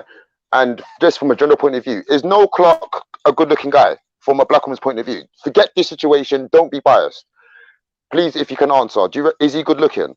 The reason why I asked that question, yeah, is because, and to think I thought he was handsome. Thanks, Fiona. You just kind of answered the question. Because I found a lot of the time when a lot of the black men, again, I've been around, yeah, that do this sort of shit, not so much the predator stuff, but go for these type of white women. Like, they tend to be black guys that black women like, that I think are attractive, which is I find that a bit strange. Like, do you know what I mean? Like, yeah, I knew they would see. Look, they were saying he's handsome. I knew it because I've seen this before in real life, and I found that a really weird phenomenon as well. It's like these guys can get black women. Like, do you know what I mean? They're not one of these black incels that are like, oh, no black girl likes me. Like, black girls like them. The thing is, there's an element. There's a study's been done on this, and it's the racial hierarchy, and this is why it happens. Because what happens is the best. Let's be honest. White people are the most desired, whether they're white males or white females. So what happens is, because of that fact, black people think they may not be able to get the top elite white men or white male if they're either a black woman or a black man. But in the case of like Noel Clarke, maybe it's a case of he can only get a certain type of white woman because the elite white woman, she wants a white man. The elite white man wants that elite white woman. And once because they're set on top, when they date down, they get the best of us while we almost get the worst of them, if that makes sense. So whenever you see interracial couples, there's always an imbalance because of that fact. I've noticed when it comes to a lot of guys dating out. I never see him with that chick. I'm like, okay, get a chick that a white guy would want. I don't see it as much. I see more Noel Clarke. Okay, they're not too bad looking, is what it is, but I don't see it in that certain way. I could be wrong. I mean, it's funny you say that though, because if you ask a lot of white guys, they'll say that black guys get pretty white girls. Now, I think that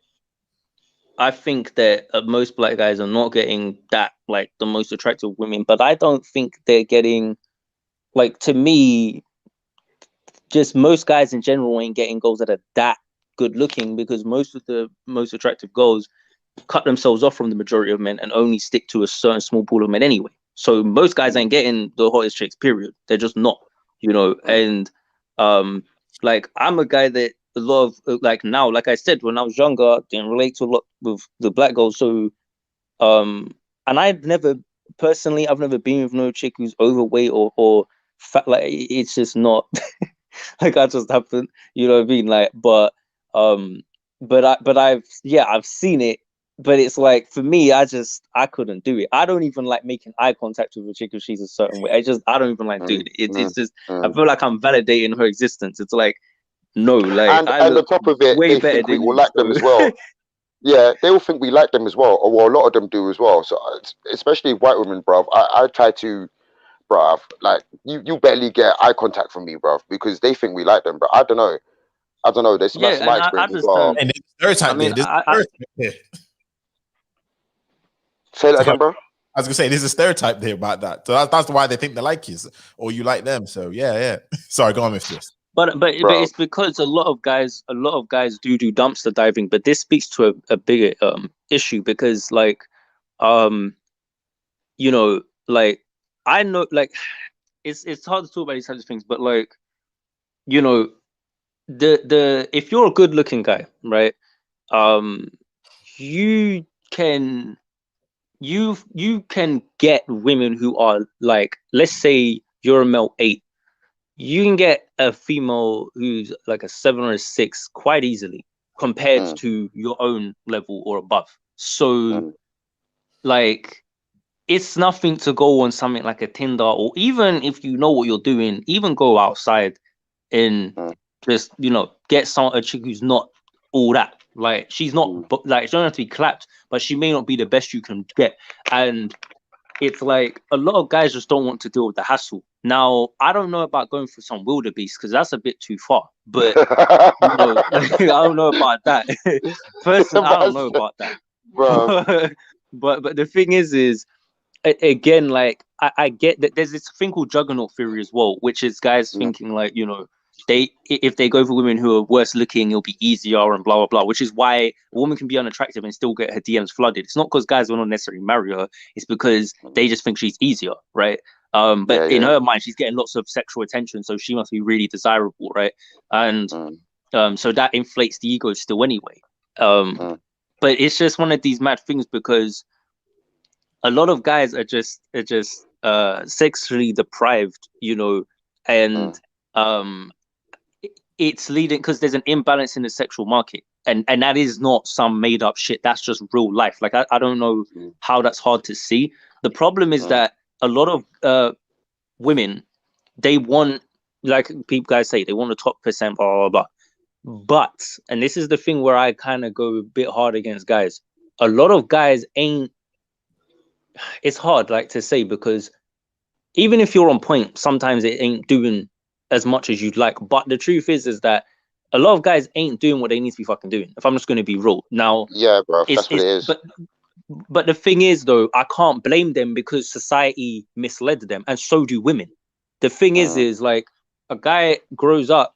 I'm you know, in my early 20s when I was growing up, no one told me how women really move and what they're really about. I had to figure that shit out. Ever since I did, if I have a conversation with women, maybe even the women that are down in the chat right now, the vast majority of them are going to try and tell me some bullshit about what I need to be doing, when what I've been doing works perfectly fine. But a lot of them will try and still steer me the wrong way. So society keeps trying to tell you to do the opposite of what you really should be doing. And so I can't fully blame men like, it is their fault to an extent, but it's like, it's kind of like, that's why I say once the information's out, which it is now, that's why I don't have no sympathy for people. Do you know what? Because this now is it's out where there, you smashed it.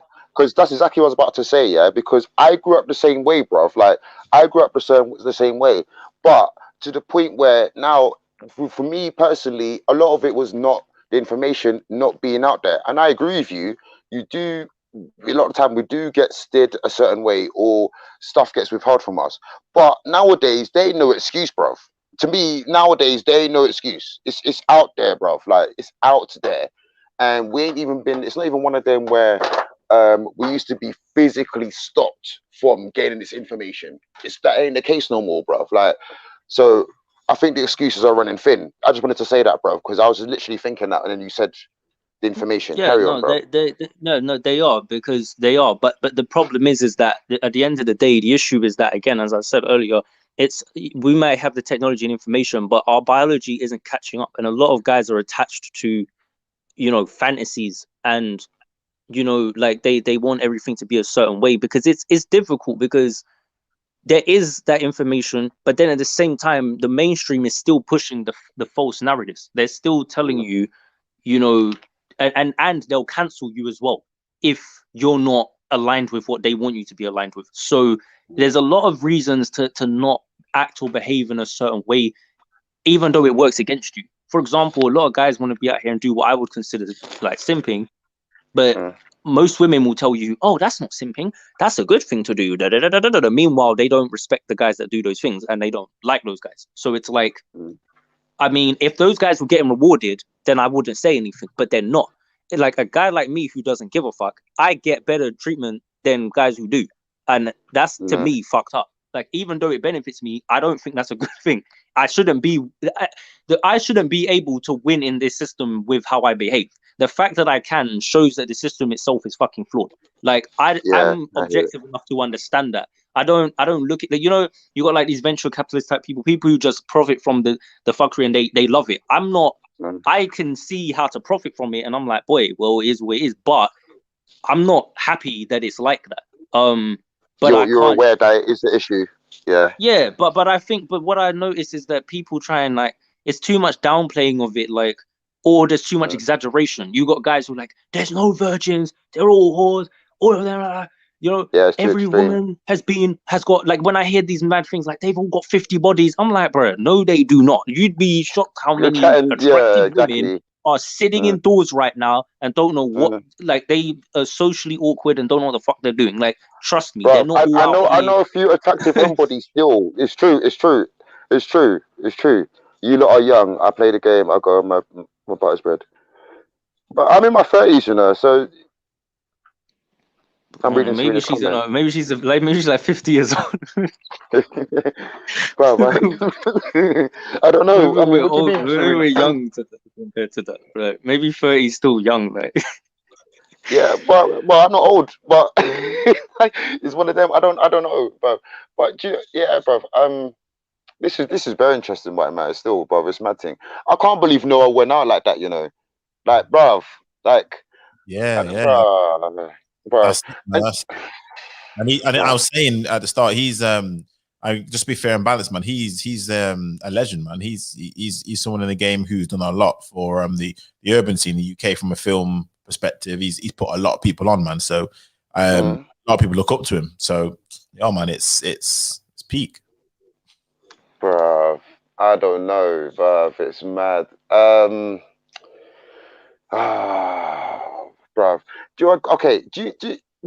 I had no evidence of this. Do you reckon he always liked white women and now he's just trying to exercise his like power because he's in a certain position? Or do you think because he's in a certain position, he's like, you know, I can just flex on anybody? What do you reckon? That's interesting, you know, because the only people who come forward are white women. But I'm like, he worked with a lot of black women. I'm sure he did in the urban scene because of the people he put on. So I don't know, you know. I don't know whether he had a type. I mean, if I look at the women, because it surprises me still. Like, to be honest, it surprises me. Like, yeah, it does, and I don't know whether because maybe I suppose the black women haven't come out for whatever reason, but I don't know whether that's just who he wanted to. I don't know whether that's just his type or whoever he thought he was in his way or in his way, but whether he could get at, tried to get at who he could. So it is what it is. Bruh, this shit is funny. What is this like? Hold on. Fiona, we don't all do. Like, why are you saying that? I personally don't even like black women. We don't all like white women, Fiona. My God. I think she's talking. I think she's specifically talking about the black guys who become successful. I think. Okay, if that's the case, unless you're generalizing even more, Fiona, by saying all black guys like white women, it's just that they can't get them. Is that what you're saying as well? But yeah, she been doing a thing in the chat. I'm telling you. Is that Fiona? Is that Fiona that we know? Fiona, who I'm thinking of. Yeah, that's definitely from the other channel. That's definitely. Yeah. Okay. You could tell from the talking points.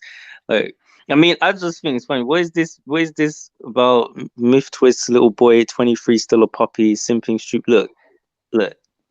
You can't downplay the man's experiences because I don't want to go in on this, but look, let me just put it to you like this.